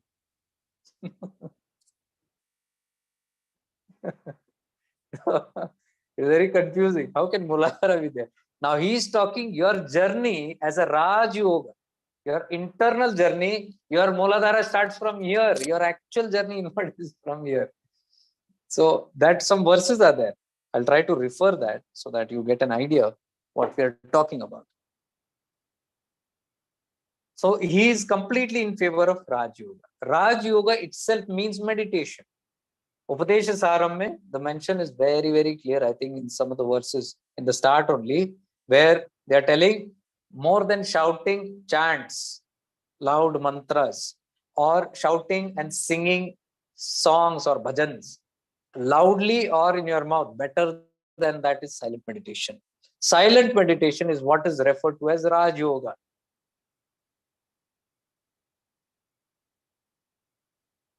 I'll just go through those phases.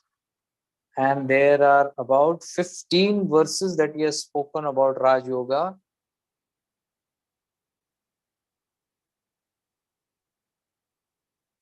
First of all, he is talking about yoga. Multiple times he has talked about yoga. Yoga, he just means merging of your consciousness with your Chidakasha. Your consciousness, whichever, wherever it is, in Muladhara, Swadhisthana, wherever it is, raising it up and merging it with the Chidakasha, which is the final goal, where it will end. The whole thing will end. So this union is what he is calling as yoga. This uniting of these both consciousness, or you might not even turn it as uniting. He's telling bring your consciousness and constantly keep there. I'll discuss that in the later stages of Chidakasha, where we are going deeper. There are some things. I won't be teaching any practices here, but it's very obvious the practice. If you want to catch it, you can catch it from there. The practices are very obvious in these very sukshma level only he's talking about. One is I'm talking about through this awareness. The other is what I'm talking now, right now, is through the pranic. And what he's talking is not through this nostril. It is all about the sushumna. And sushumna, to raise your consciousness through the sushumna nadi, which is the supreme nadi. And those who do not know about it, don't worry about it. And those who know about it also don't worry about it. We are not going in detail. So through that nadi is where you can raise your consciousness, and that nadi ends where the Brahmarandra begins. So where the nadi ends, and once you are able to bring it and keep it still there, in my terminology, I'm calling it as bringing your awareness there and holding your awareness there consistently till it merges there. See, this space, what we're talking Raj Yoga, is nothing but Atma Vichara. What we have been talking all this while, where Upadesha Saram talks, the final goal, whichever path you take, finally Atma Vichara will come, which is what Vashishti Mahamuni taught Lord Rama also. The Atma Vichara begins only when there is Chitta Shuddhi. That is what we are discussing here in detail. Here also you can see same. Chitta Shuddhi. Where does it happen? Vishuddhi. So from here, your Atma Chintan, Atma Vichara begins. Who am I? Where you're now going to find out the self. But before this, it's not possible. I know many of you are reading books and trying to do it. Do it. You won't get there. It's not easy to get there. Because reading books and doing it means you are doing it through your mind.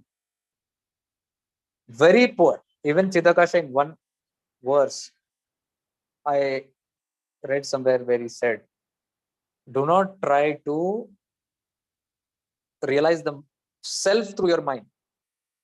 Reading books is mind. Trying to read books and practice Atma Vichara is through it will never happen.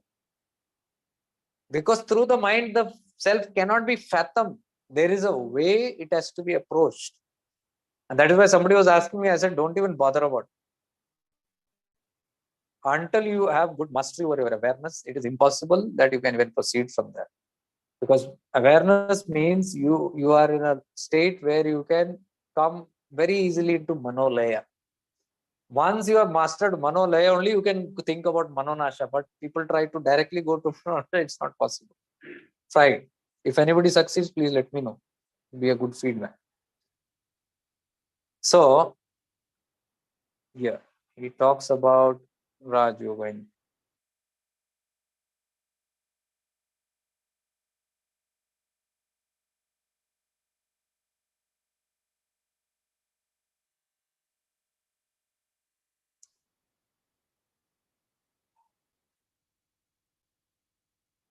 In order to free oneself from the bondage of karma, there exists only one means. Bhagavan is telling there is only one way, the path of yoga. Now, when he says path of yoga, immediately you will feel that Shirsasana and this asana and that asana. It is none of these. Because in later terms, he has explained yoga as nothing but the unification of your consciousness with the Supreme in the Chidakasha. And for that, he is recommending Raj Yoga.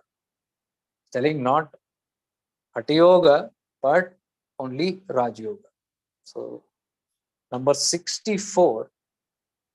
See what he's telling about Raj Yoga. There is selfishness in Hatha Yoga. Means a Hatha Yogi, the one who is doing the practices through the physical body. Hatha Yoga, yoga also, that even the pranic activities through the Hatha Yoga which is done, it is for the self, selfish. Let's see how. But Raj Yoga is perfectly selfless. You can see in Upadeshasaram it is mentioned, all the previous things are selfish. It is selfish bhakti.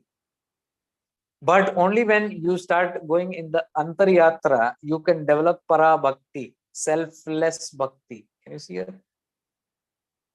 He's telling there is selfishness in Hatha Yoga, but there is perfectly selflessness in Raj Yoga, which is inside, Antarmukhi wala.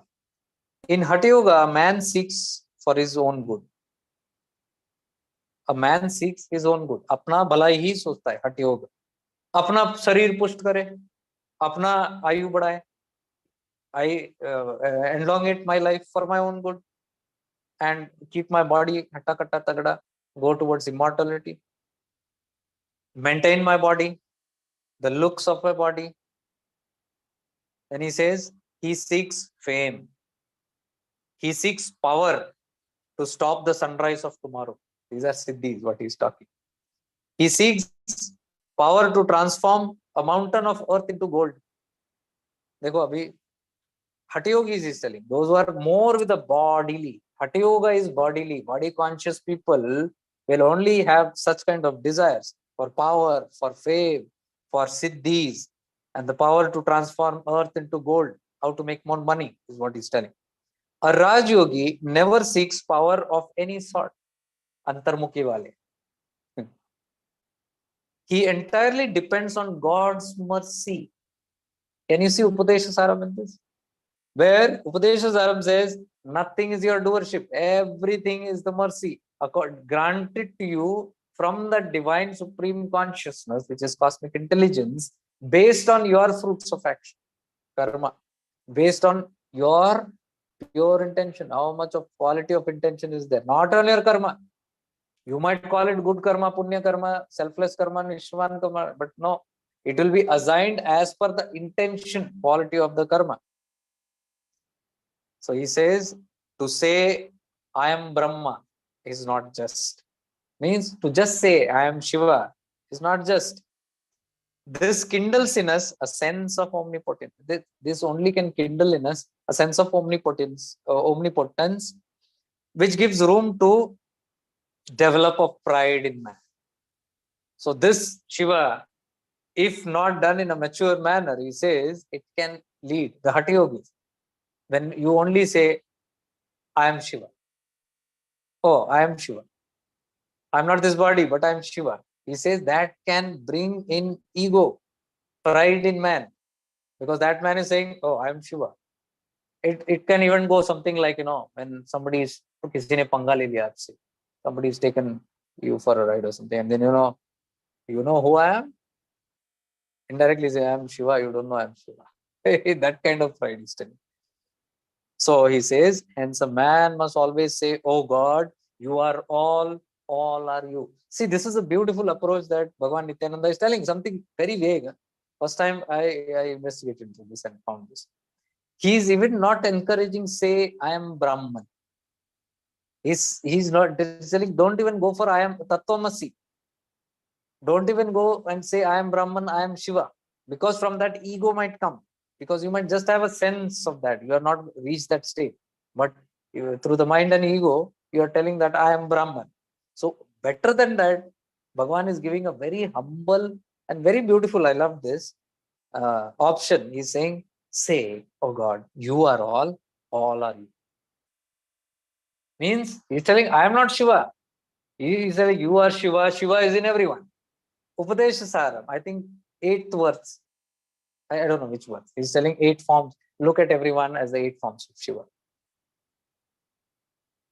He says, a true yogi must regard all as himself and himself as all. A true yogi.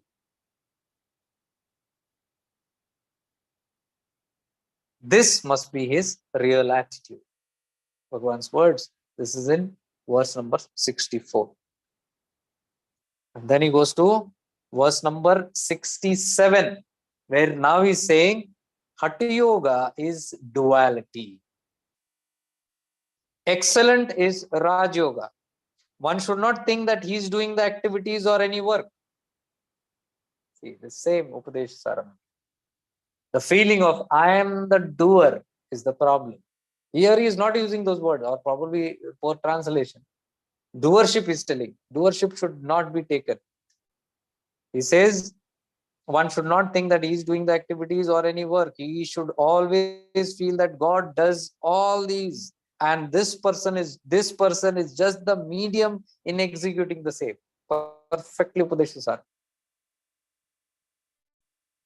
Salt is obtained from seawater. When it is mixed with water, it becomes one with it. Similarly, Maya springs from Paramatman and finally merges back. This is what I said, Upadesh Saram. Maya is also, ego is coming from there, everything merges out of it and finally it goes back there. Okay, so here also he is admonishing Hatha Yoga and talking more about Raj Yoga, which is nothing but silent meditation. One of the verses in Upadesha Saram.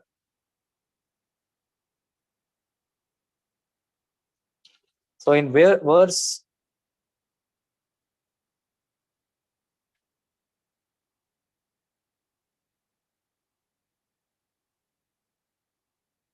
okay, 209, verse 209. See how the leaps are. It's not in sequence. It's all thrown here and there. But it has a series. If you read it in this manner, there's a series. See, it has gone straight from verse number 67 straight to 209, and you can see it is a continuity. What is called Raj Yoga is above the neck. When Kundalini in man rises above the neck through the Sushumna, he steps into the domain of Raj Yoga. He says Raj Yoga begins here. Upadesha Saram talks about this. Hatha Yoga. Sorry. When the Kundalini is below the neck, we call such a yoga Hatha Yoga. Duality. Just as there are 7 lotuses or chakras in the body, beginning from the Muladhara, the basic center that is Muladhara, to the 1,000 petal lotus in the Sahasrara in the brain, so also in Raj Yoga, there are 7 lotuses, which is all about the neck. What is it? Muladhara begins here. From here, there are 7 lotuses, he says. Asli Yatra, Atma Vicharval, Asli Yatra, the true inward journey. All paths come and stop here. Chitta Shuddhi. And then from there, it leads to the final course.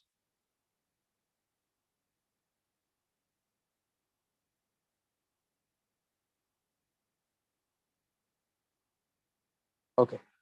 The Muladhara in the Raj Yoga is in the throat center. Unlike Muladhara explained in other schools of philosophy as situated in the base of the spine. Bhagavan is telling other schools of philosophy says Muladhara is in the spine at the root. He's saying unlike that, here he's saying in the Muladhara in Raj Yoga is here. It is not unlike the other school which says the Muladhara is down in the tailbone. Hence, the throat place is the Murladhara, from where the serpent power Kundalini is originated in Raj Yoga. Asli Yatra means there is an activation from here now into the real inward journey.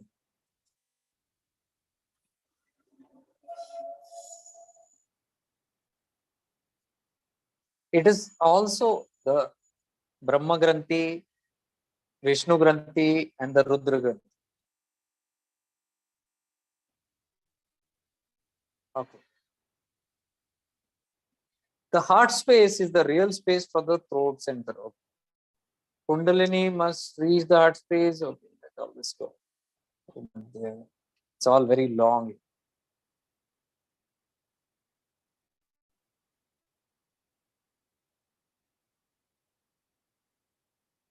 The union of Jivatman and Paramatman in the space of consciousness, that is Chidakasha, is the real union.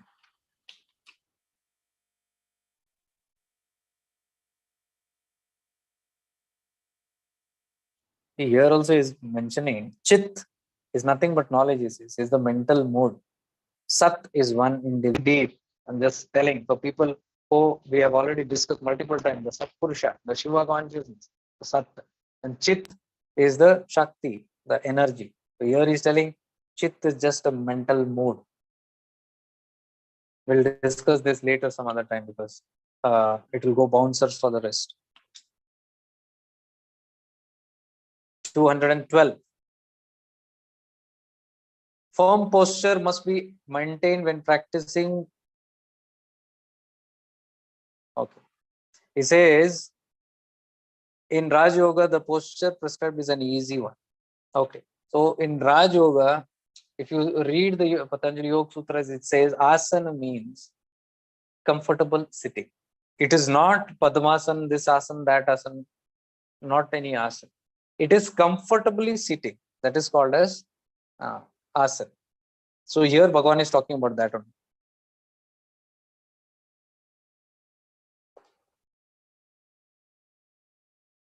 Then it goes to 213.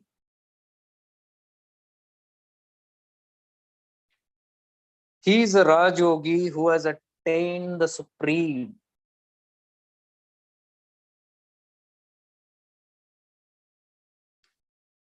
Raj Yoga is also so called because it is the king of all yogas.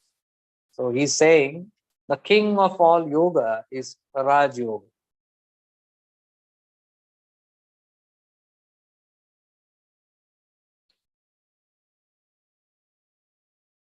When there is total surrender to Guru or God, he's telling the means also in Raj Yoga.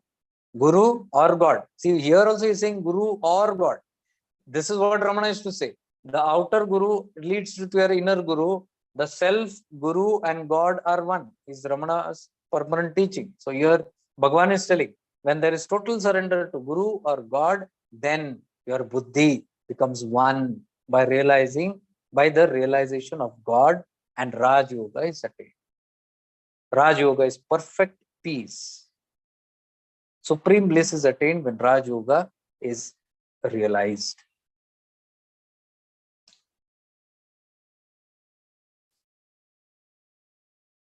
And 214. I'm just not reading the whole paragraph, just those lines. It's too fast. When the Atman is merged in the Paramatman, it is called destruction. This is Manonasha, what he's talking about. Ego, destruction, annihilation. So here also he's talking. In Raj Yoga, there is no particular mode of worship prescribed. Upadeshasara. No particular actions are prescribed in Raj Yoga. No particular karmas, do it this way, that way, though nothing is prescribed. And no particular mode of worship, do worship in this manner, that manner, nothing is prescribed. No particular place is prescribed in Raj Yoga. Meditate in a Tirth Stan or meditate in your temple or meditate here or there. No, the place also is not given importance. He says Raj Yoga is above formalities. And then he says there is no Shiva worship. Whole Chidakasha Gita, he has constantly talked about merging with Shiva consciousness.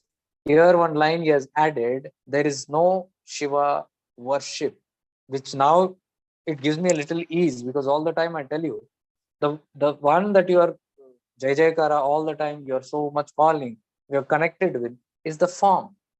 That is still a step down from the Nirguna. And we are talking all these tattvas, the original, back to the formless, Nirguna, Nirakara, Shiva. So here Bhagavan also is talking from that point. That is why he is telling there is no Shiva worship. Worship can happen in duality when you have a form. So he says all these take place in the head. Upadeshasaram. Everything is internalized. Salutations to God take place in the head, in the brain center, in a Raj Yogi. So a Raj Yogi, salutation, naman also to God is done in the head. There is nothing outside that we do pranam, this pranam, that pranam, so many kind of salutations. Even to God that we are doing. There is nothing even like bowing. All salutations internalized completely. The Shiv Manas Puja is what exactly we are talking about. No Shiva worship is telling. The Shiv Manas Puja is what he's telling, internalized.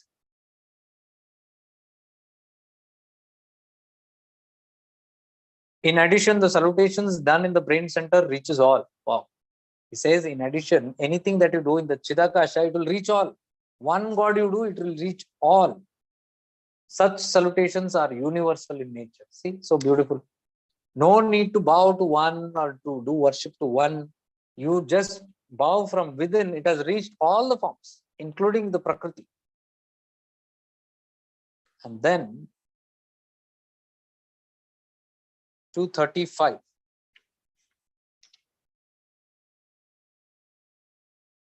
कुछ खाने के लिए लाए क्या? गणपति जी लाए है ना, क्योंकि आज खाना नहीं खा पाऊँ. हाँ ठीक है, ठीक. मैं उधर बंद होता ना. 235 केला है क्या? हाँ बस.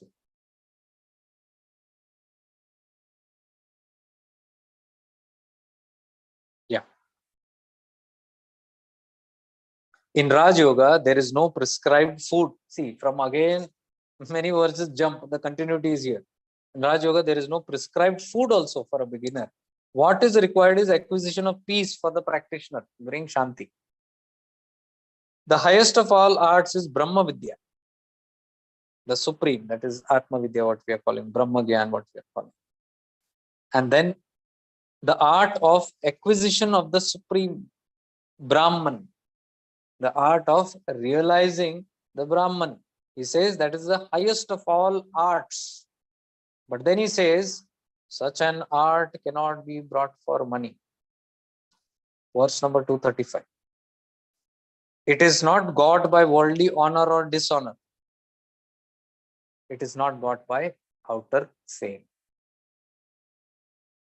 It is got by the unwavering devotion of the disciple to the God or Guru. Internalized completely. Without devotion or bhakti, here is talking para bhakti. One, where the worshipped and the worshipper is one. Without para bhakti, there is no liberation from bondage.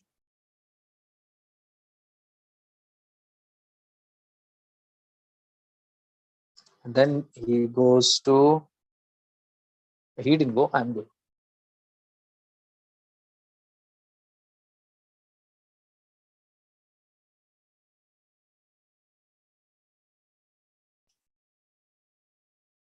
$248.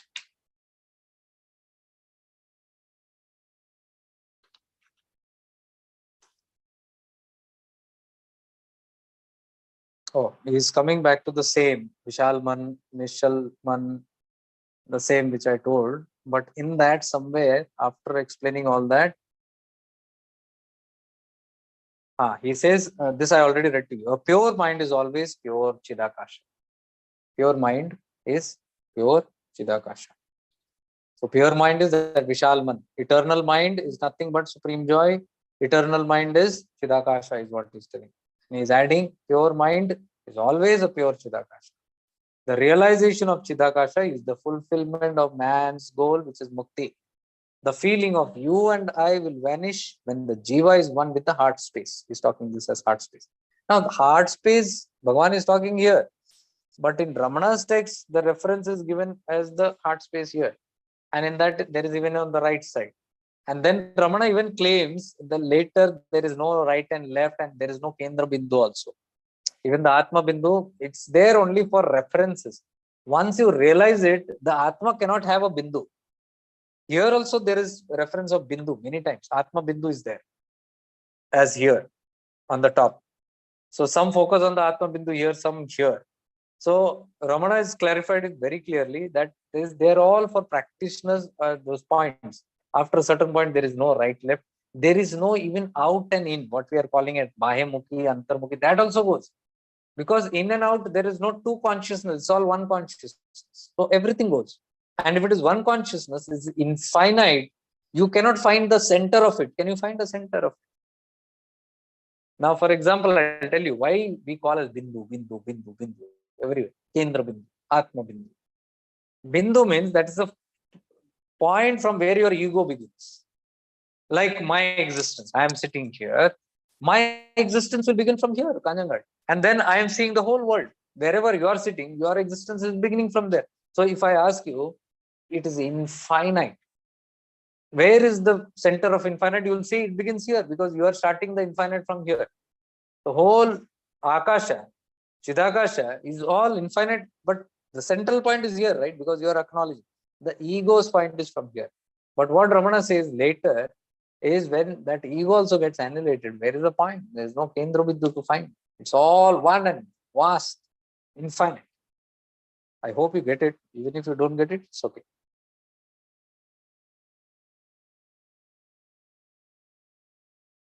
What is called Raj Yoga is above the neck. You already told this.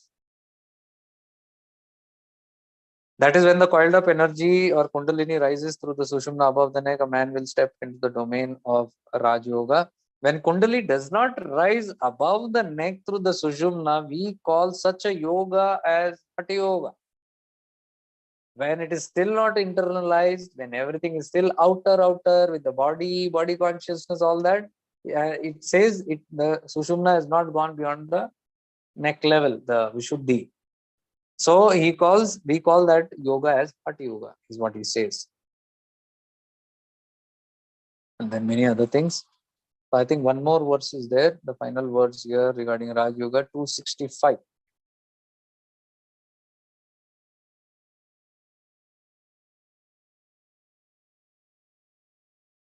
The prana must be always fixed in an upward direction with great faith, thinking always of the eternal Brahman. See, here is where our practices little differ. It's just about the point. So here Chidakasha is all. So he's talking to be fully aware of your Chidakasha. Once you understand what is Chidakasha, it's easy to remain aware of the Chidakasha. That is what we are going to do in this retreat. Being aware of the Chidakasha and taking the awareness from lower chakras to the upper. So he says, this path to liberation, this is the path from liberation to bondage. The body is perishable, but the Atman is not perishable. When at the cruel hand of death, when the cruel hand of death takes the body away, Atman takes another body, a fresh one. Yoga means becoming one. When two become one, it is yoga. When the mind and buddhi become one, it is yoga. So here is a clear definition of what is yoga. Mixing, the merging of the mind and buddhi is yoga. Means when this is the state where the annihilation of the mind happens, manonasha. That is, it merges with the buddhi. So that state he is calling as yoga. When the jiva travels by the path of buddhi and enters the brahmarandra, the cavity in the head, it is called yoga. So see, here also he is telling, using your chitta, the consciousness rising through the buddhi is talking here. Okay? The thing is passing, but he is telling using the power of discrimination, viveka. That thing, that tattva is still here. Yoga means becoming one with the gross and the subtle. This is the gross body, and this Chidakasha is the subtle. Becoming one with this is yoga. Becoming one with visible and invisible, the perishable and the imperishable. Then he says, when devotion, reasoning, and power become one, it is Omkar. Omkar is realized, and the ego will merge in the Omkar. Okay, Omkar is the source, the pranam mantra, what we call Omkar, from where the self began, the vibrations began. So what he is saying is nothing but the ego will merge in the Omkara. This is Upadesha Saram, where he is saying the ego comes from the self only, goes back to here. He is referring to the self as Omkara.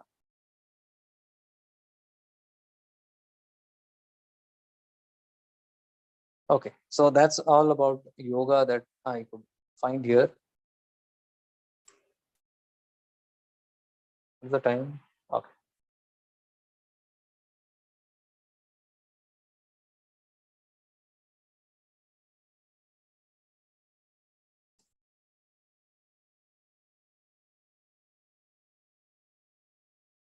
Now, the divine presence. He's talking 1, 2, 3, 4, 5, 6, 7 verses. He has talked about presence. And he has used the word, he or the translation has used the word acknowledging the divine presence in others. He's calling this as a process of seeing Shiva or the Lord in everyone. And those who have done the divine process, this is a coincidence, I didn't see it now. Whoever has done the divine presence, last Sunday we did it. You saw that we exactly did this process. The first time we did was acknowledging my presence and learning to live in my presence, which is my awareness. And then in the second session, we saw that presence divinating it. We, we, we acknowledge the divine presence in us, which is pure from all the ego, the mind, all the impurities, no vasana, that the pure self that you are, the divine presence. And then we did a practice where we were seeing the divine presence in everybody. So that also he has mentioned in one, out of the many divine presences. So I found that as a good coincidence here, or synchronicity. That's one way, one beautiful way where the ego can annihilate. The more you practice that, the more you'll see, you'll start seeing the divinity in everybody. And that was so powerful. You people also tell me the feedbacks. I have it all. I didn't get time. I came here. I'll share it with the world. The experiences that you had in that.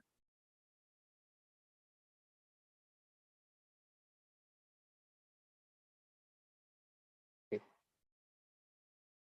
132.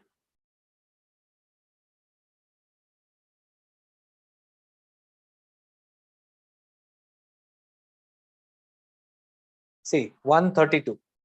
God is within everyone, in every particle of his creation. It is only that we have covered the presence of God by attributing it to certain people. Once we transpire from that stage, we are able to see the presence in all, the presence of divine energy. What is he saying? He's saying once you transcend that limitation, he says we are able to see the presence in all and the presence of divine energy. Please do keep up with those practices. They're very powerful ones. It will simply take you into manolaya, and manolaya, more you have, less of Vishaya Vasanas. Less of Vishaya Vasanas means more of Sattvasanas and more of your divine presence. Sattvasana means turning inward and acknowledging your own divine presence. So you'll be living more in your divine presence and also acknowledging the divine presence. So Somebody asked me here, when is the next one? That will be done only once in a month. So I think after 30 days, 25, 30 days, we'll have another same living in your divine presence. 132, 126.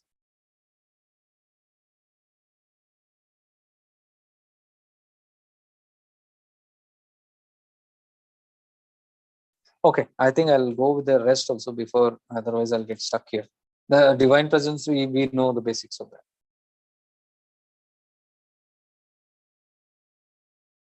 So Maya, he has again told many times here, and how to get out of the clutches of Maya. So right now you can see Chidakasha Gita, this is all that is there. There is nothing else. These are the final goal kind of books. It has nothing to do with worldliness.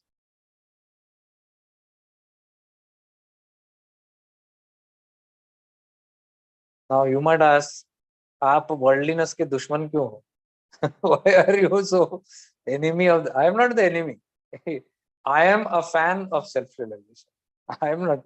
I am talking to those who are the fan of, who want self-realization. Or I am only talking to those. I have no problem with anybody who else is fan of the worldly things. So persistence is another thing that he is talking to attain this goal in this very lifetime. Continuously he's telling about it. 280. Let me go to 280.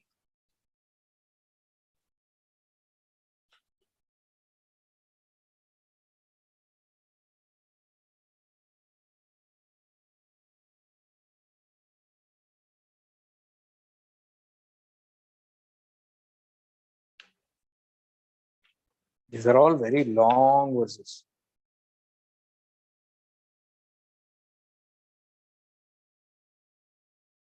See that part which I was saying, 281, if you see, all do not attain mukti at the same time, nor all have the desire for mukti at the same time. Very practical thing is telling. The difference is only time. Waqt ki baat, what we are telling. Man is born to ceaselessly progress in spirituality. Matlab, the uddesh, he is born for that. After a certain number of births, all will attain godhood. Means all will attain moksha after a certain number of births. Just as all do not feel hungry at the same time and to the same degree, so also men do not attain mukti all at the same time, nor all men have the same desire to attain mukti. अब खोल दो, बंद हो गया बस, गर्म हो रहा है तो minute.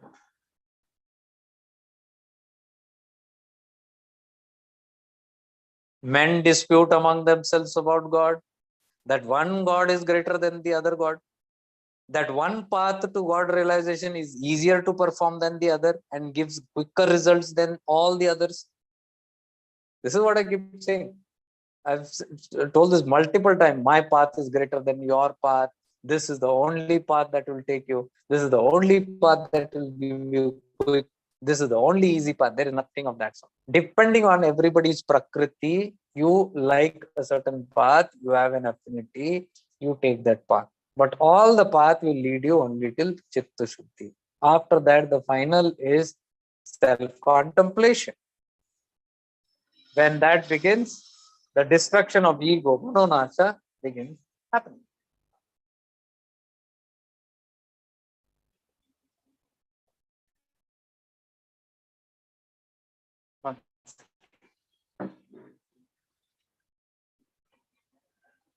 Open the windows.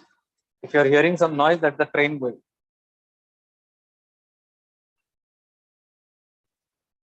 You can see it here.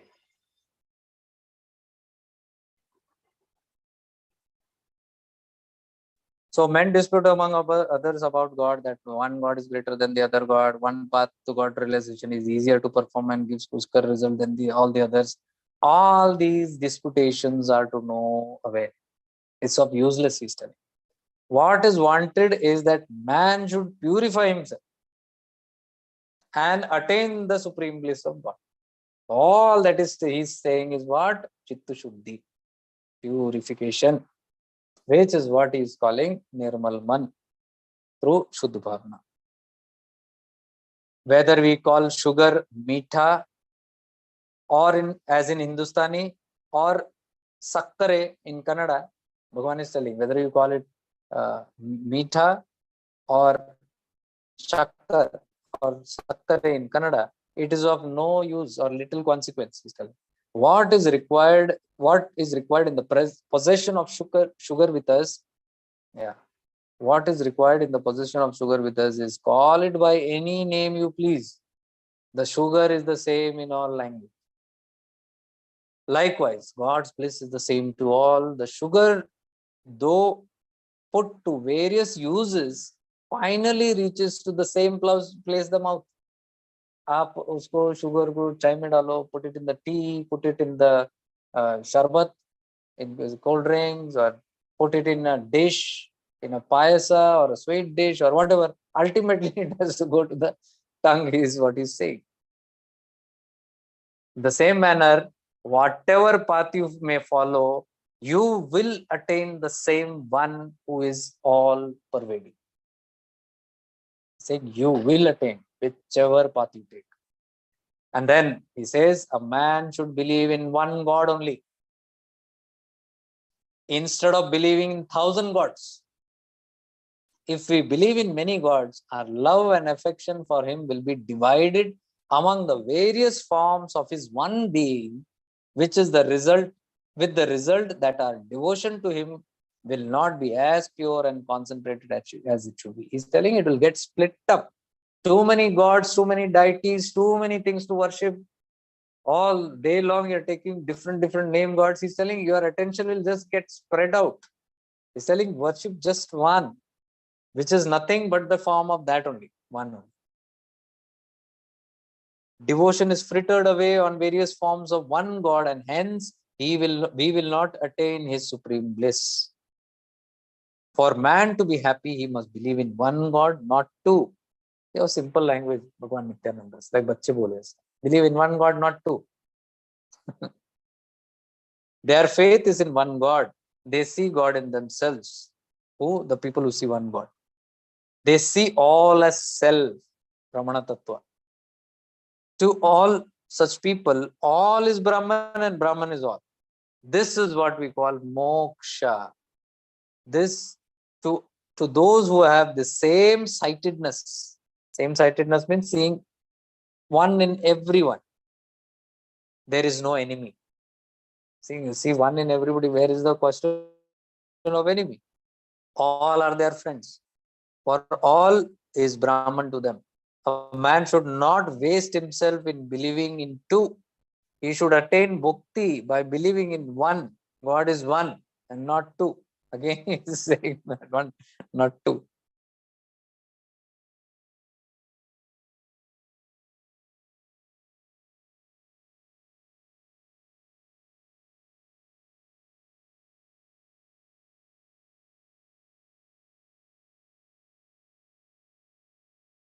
He is telling this one secret. It's not a secret anymore.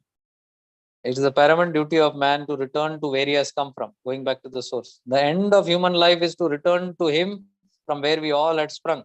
Being in this world, knowing the cause and effect, and playing on the external matter, we must reach the place, God, where we started.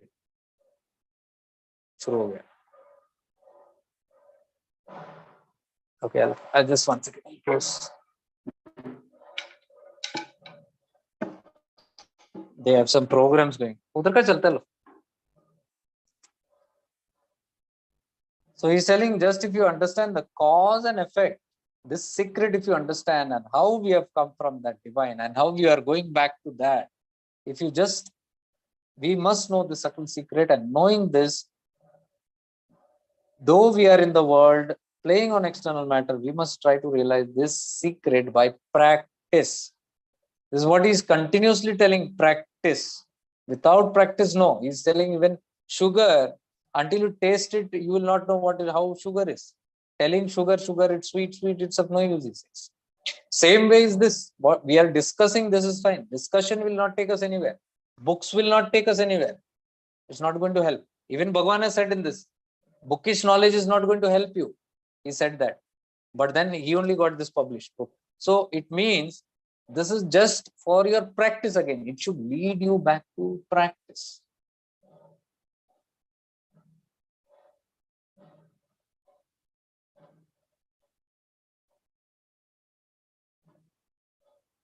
Okay, I'll go to the next now. A little more time left. He talks something to the householders also. Would you want to know? Grahasthashram. I found 2 verses. Okay, let me just read. 270, verse number 270. This maybe first time you are going to hear this, huh? Something like this.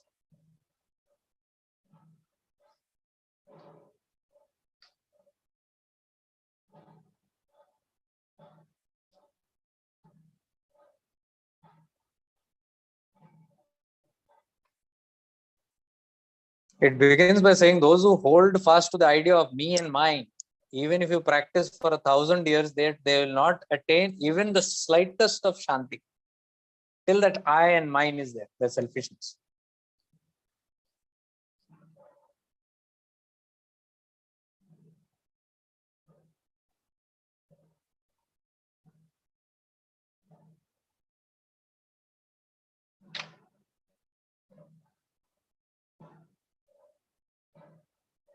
Chilies, watermelon, etc. may grow in the same field, but the nature of one is different from the other.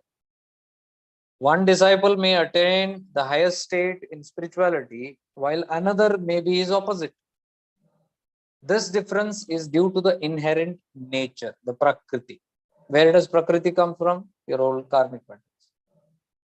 The heat of fire is only felt by those who sit near the fire, but never by those who sit near the water. Those who are near and dear to him only can feel the greatness of such a person. Those who are indifferent to him or hostile to him do not perceive it.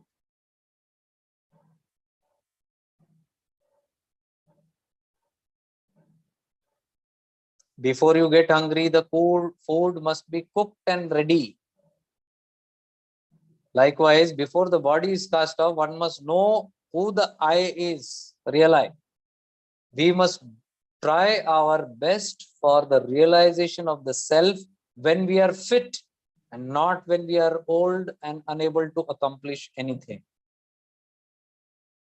Now, householders. Before we become a householder, we must know the duties of a household.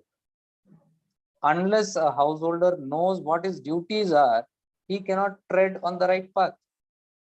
A householder should have his exterior and interior equally pure. Householder means the grahasthashram. Exterior and interior means his inner being and his outer personality. Both should be equally pure. He should be able to distinguish between the cause and effect. He should be very much, have the power of discrimination to understand the cause and effect, the karma, everything, the pure intention, the desire. The desire is coming, one thought is coming, oh, it will lead me to this desire. From why this kind of a thought came? Impure intention. This is power of discrimination. Only through awareness you can have this power of viveka. So he's saying he should be able to discriminate or distinguish between the cause and effect. He should be able to know what is right and wrong, what I just said. This is right, this is wrong, your viveka. The power of discrimination must be supreme in a householder, he says. Why? Why does he say this? Supreme in a householder. In others, it's okay. Sannyasi, it's okay. This is okay. Supreme in a householder. Why? Because if you cannot discriminate between right and wrong, real and unreal, you will easily fall into the world. Samsara. This is what I'm saying.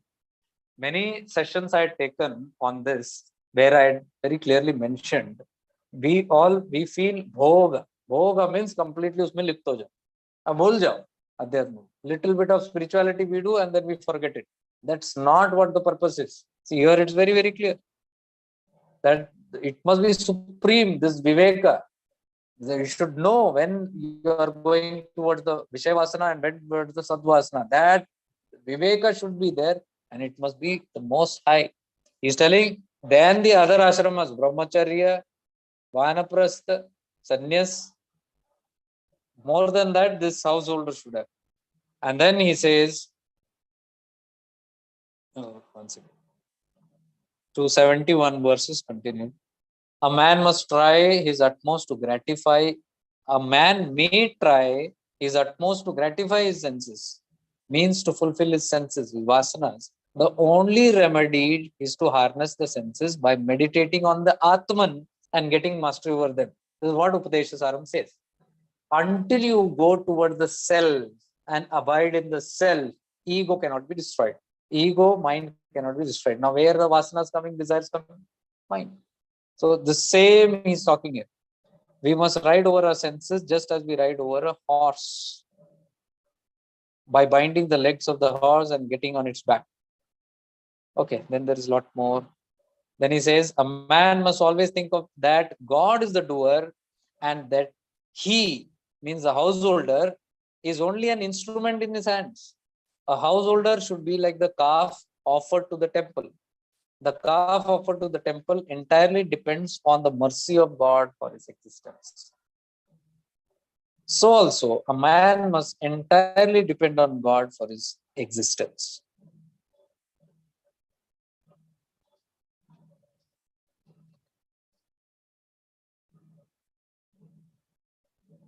A man of God realization does not care for the world. A man of world does not hanker after self-realization. The two are opposites which cannot be together at the same place at the same time. What I'm telling you. It cannot go. Bhog and moksha cannot go together. These are two different aspects. Where people have misunderstood. My Gurudev has talked about this bhog and moksha. Where a slight indifference has happened is he says bhoga and transcend bhoga towards moksha. People feel no, bhoga and moksha together they will go. Together you can't go. It is two different directions. Upadeshasaram also we referred now here in Chidakasha Gita. The two opposites cannot be together at the same place and same time. What are the two different? A man of God realization does not care for the world. A man of the world does not care about self-realization. ये दोनों अलग है. Worldly sadvasana and vishayavasana.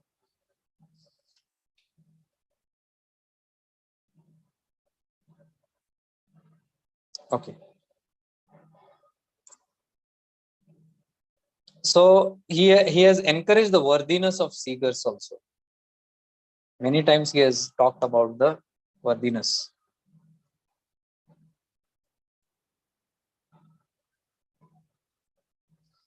Basically, I'll just tell you, there are 8 verses on worthiness, where he's telling everybody is worthy.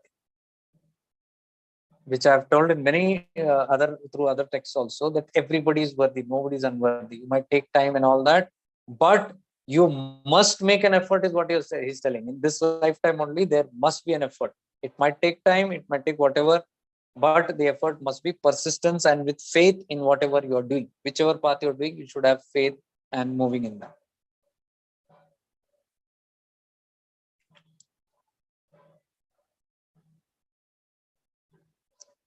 And then he's talking many times about prana. Prana I'll discuss later because that's very subtle. He's talking completely about the spinal cord breathing. And there is a certain way breath is done, moved in that. So there are paths which keep their awareness always on their spinal cord. The whole awareness is in the spinal cord. And here we are talking about the spinal cord and the Chidakasha. So the more you keep your awareness focused on that, the easier the annihilation of the mind and purification of the mind. Manolaya and Manonasha, he is talking in verse 10, 21, 71, 110, 111, 133, 261, 284 and 152. And self-realization is at least talking about 20-25 times. Detachment is talking about close to 20 times. Detachment. And then desirelessness. He's talking about 15 times.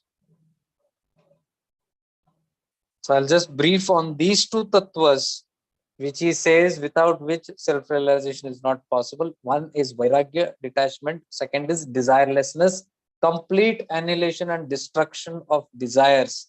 Till the time these two are not, you are not valid for. It's not that some God is sitting and validating you. It is simple common sense. Till you have desires, you will have Vishayavasana. You cannot move this side. That's the only catch that is going to happen. One birth and multiple birth.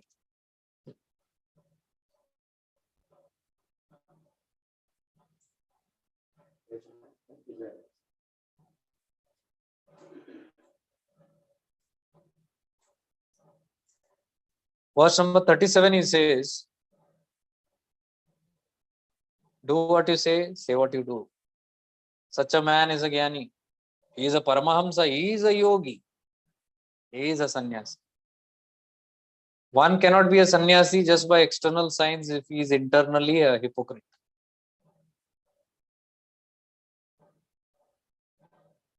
One who has conquered desire is a true sannyasi. Only a desireless man is fit to be a spiritual teacher. See, there also he is condemning. Even to teach also, it should be a desireless man. The requirements of that also, what you say.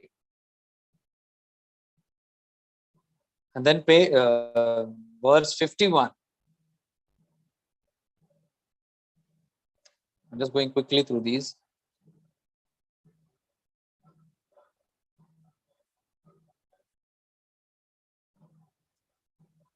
People go mad after the shadows, but rarely they go mad after the subtle.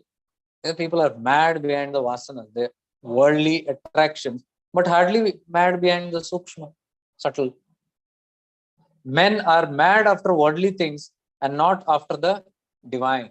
Only one in a million has a real madness after God. It's just like what Bhagavad Gita Krishna is telling here. Bhagavan is saying 1 in 10 lakhs has madness. Madness means that craving and the persistence only there, nothing else. Such people, oh no, all others are mad after the gross world. Such people run mad after 16 things in a Gatika.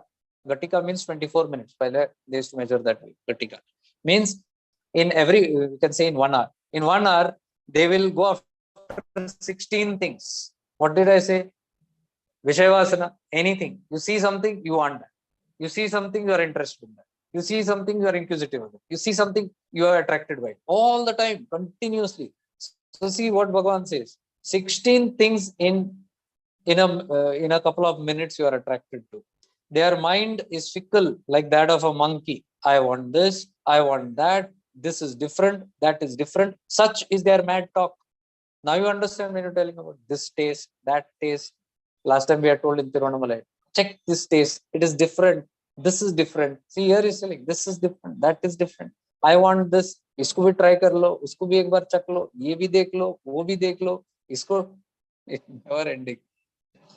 Such is their mad talk, he says. They cannot realize the unity of God in the diversity which is in the world. What is madness is entertaining various motives. He's killing various motives. Ek nahi, do nahi, continuously something or the other. This is madness, what he's telling. Hankering after greatness is worldly madness. But the real madness is practicing and seeing the reality for oneself. Those who have not realized the eternal truth are mad after the gross world. Mukti or liberation from bondage is divine madness. Everyone has some sort of madness or the other. We do not carry all this to the next world. Our houses, diamonds, jewelries, gold, property. We did not bring these with us at the time of birth, nor will we take them at the time of death. What we carry with us when we leave this gross world is the soul in us, which is eternal. This Atman must be realized in this very life, and the bliss of moksha must be attained. He's telling. आवाज आ रही है? नजदीक आया शायद.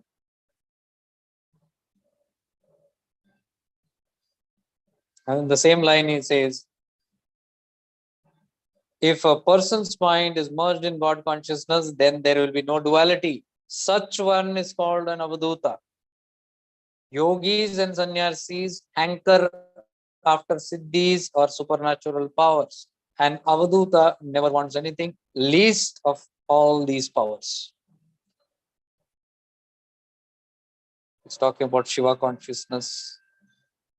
A jnani is the one who has given up worldly pleasures by practicing yoga. We know what is that yoga now.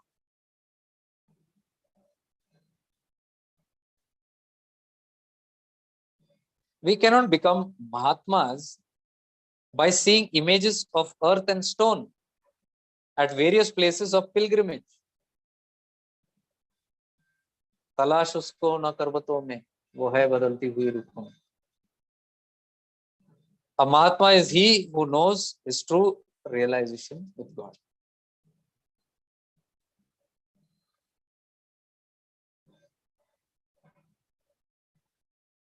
Yeah, I'll just do it for another 15 minutes and then finish it off.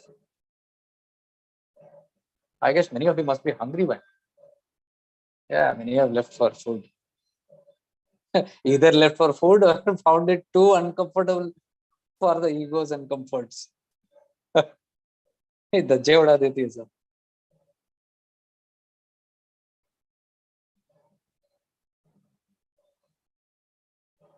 51, 52.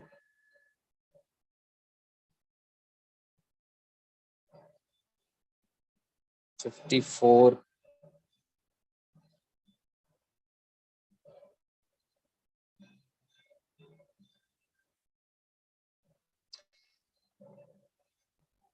There are various kinds of desirelessness.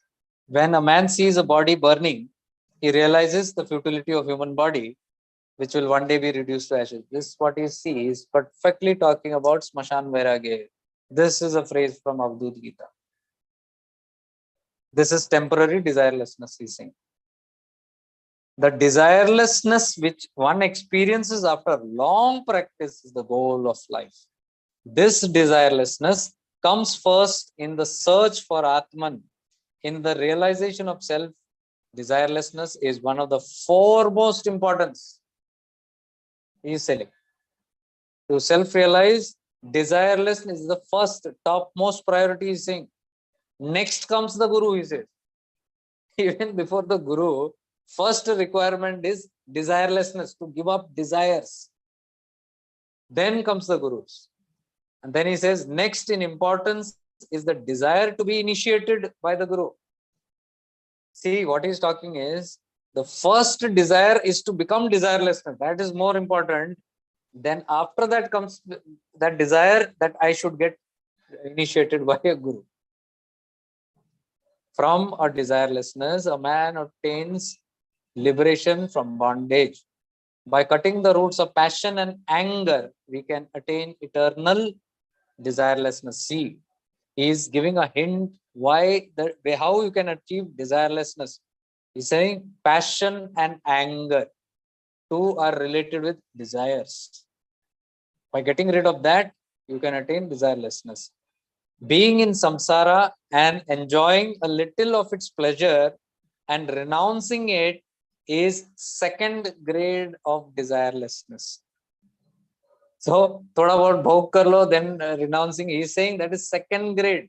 First grade is complete desirelessness, no interest in it.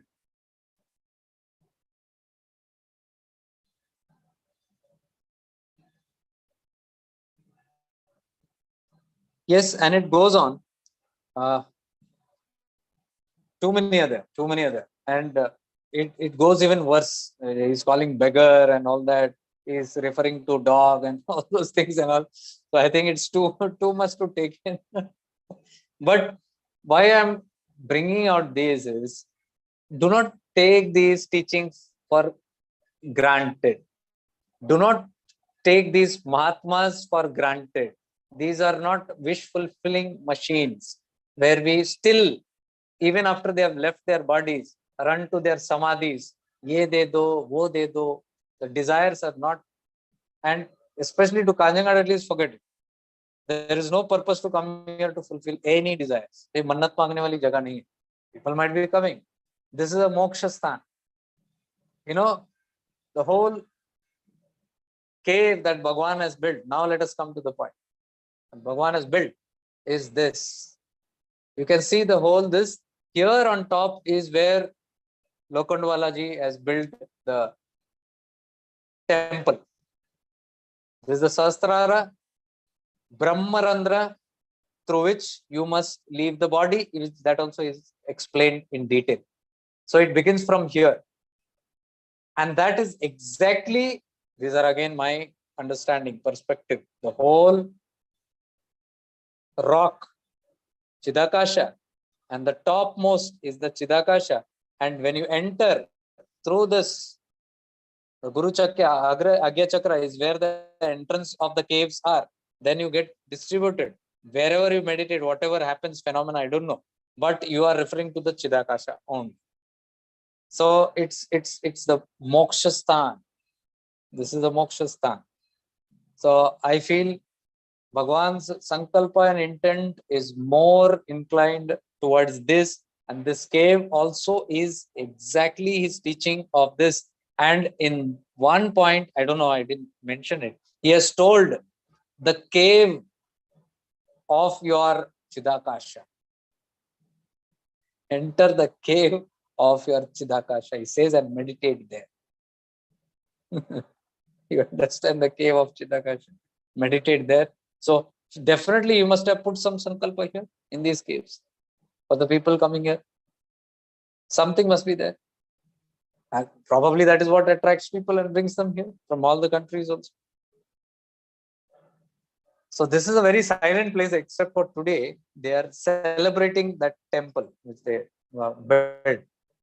It's been coming for years, and the whole family who built the temple is here. In fact, Lokhandwalaji also gave the whole description of how the Panchadhatu this was made. Very interesting. And I had heard it from some, but now I'm taking from the horse's mouth because his father made this temple, and they gave it the order to be made. I forgot his name. It was made Panchadhatu, Panchaloha, and powerful. This it is material and heavy, close to 1 ton. So his biggest surprise is that 1 ton murti is sitting on top, idol is sitting on top of this cave which has no foundations. It is a rock just built, hollowed inside, scraped from inside, and on top there is no supports here. So the whole temple with all that marble and that stone, that was all brought from Gujarat. You know, the designer of Somnath temple, he made this temple. So every material was brought from there. The whole idol was brought in a steamer ship from there till here. And there's a big story behind it. The whole miracle of how it got created. And yesterday, one thing that I felt very deep was, we are sitting right in front of Bhagwan's temple. And Lokhandwalaji Bhaiji was talking, and he told, आपको पता है, when Bhagwan Nityananda wanted to leave his body in Ganeshpuri, he was intensely wanting to come to Kanjangad. So he was only telling, take me to Kanjangad. But his health had deteriorated so badly, they couldn't do anything. Or perhaps I had heard from other also that the people around also did not want to let him go. They wanted the Samadhi to be there. But Bhagwan, before going from here, and he had Bhagwan only had instructed Jananand Swami, who was the main person who built the whole thing here, his key most disciple, who was entrusted here, and Bhagwan went. Bhagwan had told him about the indication of this temple. And I believe, again from my deep feelings, Bhagwan wanted to take his Samadhi here. He wanted his Samadhi to be here. This is what I felt very strongly in the start. because somebody had told me this is Samadhi Mandir, and I was calling Samadhi Mandir. Then they told me, no, it's not Samadhi Mandir, it is Bhagwan's temple. But I, for many years in my blog also, I used to write this as Samadhi temple somehow. And then one Mahatma I had met who's connected, he had told me that Bhagwan's desire was to come here. Yesterday, Lokandwalaji here talked about in front of the temple only, because these are people who were there during Bhagwan's time. He was a teenager at the time, and his father who built this temple. All the instructions were given. Even Bhagwan was continuously in touch with Lokandwalaji, Ashok Bhai Lokandwalaji, Babu Bhai Lokandwalaji. So he told me Bhagwan wanted to leave his, before leaving his body, in ease of yearning to come to take me to Kanjangad, he was saying, but he could not. Then he was calling out for Jananand Baba, the Swamiji, and he immediately left from here, and all that happened. But from one Mahatma I had heard, before leaving his body, Bhagwan said, this will be here. He always said this. He never said I. This means the body. This will be here, but I will be in Kanjangad. This is what he had told just before leaving his body. So that presence can be felt here.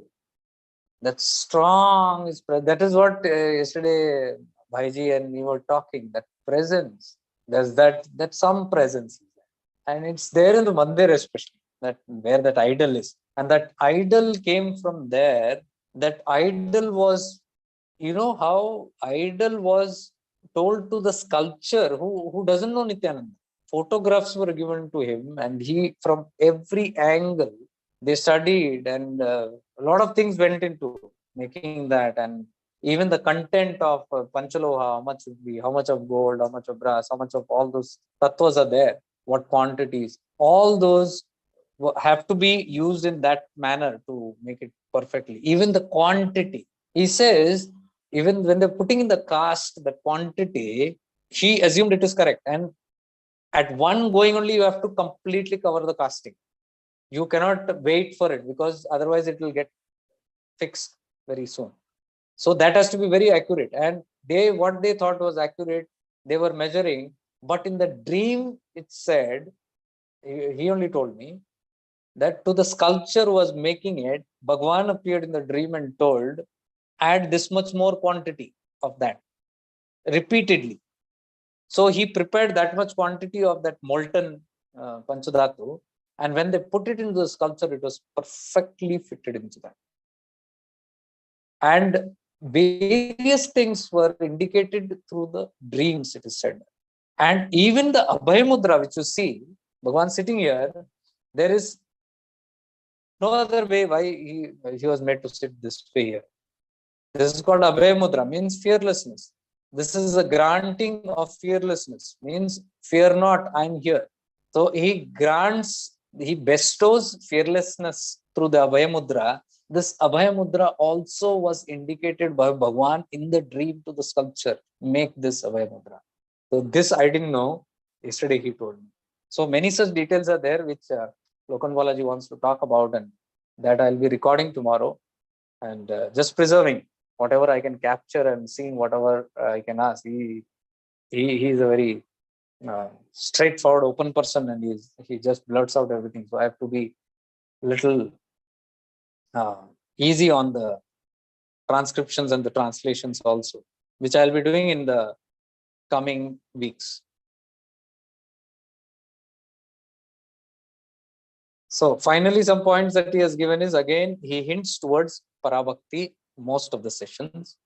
Parabhakti is what the main essence of Upadesha Saram. In fact, the last verse of Chidakasha Gita 286 ends with, desireless bhakti is not for enjoyment of worldly happiness. Desireless means selfless bhakti. कि मैं आपका भक्त बन जाऊं ताकि आप मुझे कुछ दो. I praise you, I am meditating on you so that my problems are solved. He's telling it very clearly. Desireless bhakti is not for the enjoyment of worldly happiness. This desireless bhakti or parabhakti is not related to prakriti or nature, anything bound with the world. It is beyond the laws of nature. This bhakti is not for getting rid of worldly difficulties.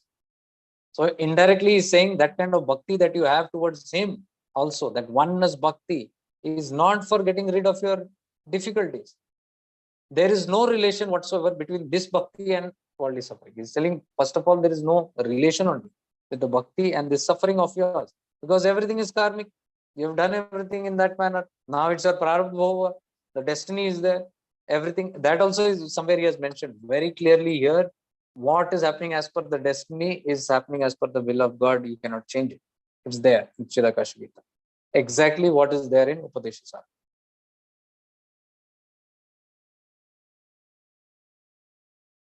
So he says, yeah, you should have steadfast, firm, desireless bhakti, that is parai bhakti, so that you can attain the final goal. And two roads that he's often talking of is leave the forest path and enter the royal road. Continuously, many times he has told. Catch the royal road. Royal road, he's telling about Raj Yoga. We now understood what is that. He's telling only royal. Forest path, he's talking about worldly, samsara. So he's telling, leave the forest path, walk the, what is that?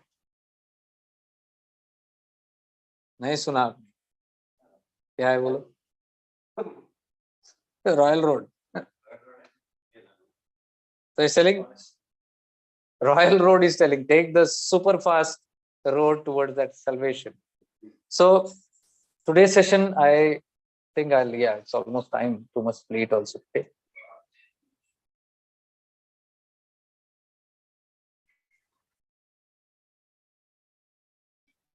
After Manonasha is Buddhi there. No, Buddhi and Man all goes. The mind, intellect, ego all gets dissolved. Relationship between Buddhi and awareness. I've explained this many times. If your awareness is there, your awareness functions through the Buddhi. I've told this multiple times. Like ego is functioning through the mind. Your awareness will function through the Buddhi. Or maybe you have asked it before and I told it.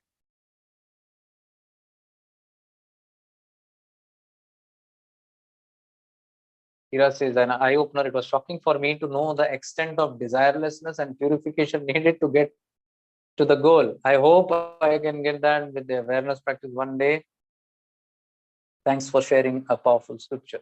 This is not the end. I've just taken the sar of it. I told you it's too huge.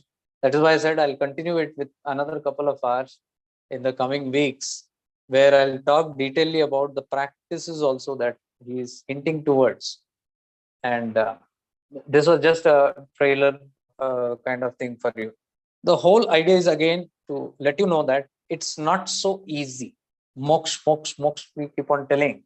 Self-realization. It doesn't come by talks. It doesn't come by doing one meditation, two meditation, or just sitting in some time in Manolaya. What is happening is Manolaya. That's not moksha. That is neither self-realization. Suspending your mind. This we have explained multiple times.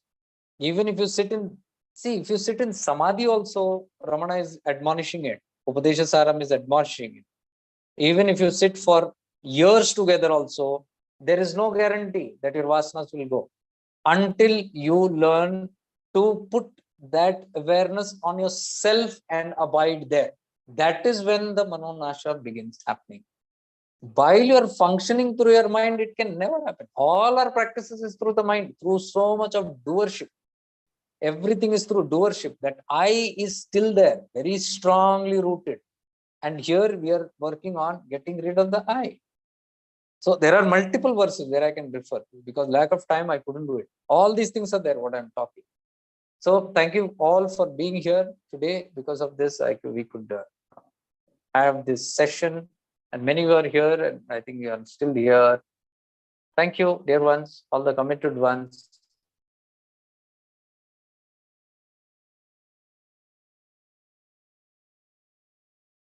Contemplate. May we best wish the best for everybody, and my heartfelt prayers for all those who are on this platform. I promise you, until I'm here for this whole session, I'll be consistently praying for all of you here, because we are all moving towards the same path. I am not praying for any of your worldly. That's all up to you, how you handle your worldly life and all those things. But yes, your urge towards your sadvasanas and encouraging it to go towards more towards self-realization, and the ability to, or the grace to annihilate the mind and ego, or to uncondition the mind. May we have enough power, may we have all the grace to do everything that we can annihilate this mind ego and keep our minds, the awareness completely on the goal of self-realization. So with this, I take your leave. May we all evolve. May we all be free. Much divine love and light to all of you. Stay blessed. Gurudev Sharanam, Guru Mandala Sharanam. Om Namo Bhagavate Nityananda. Bye.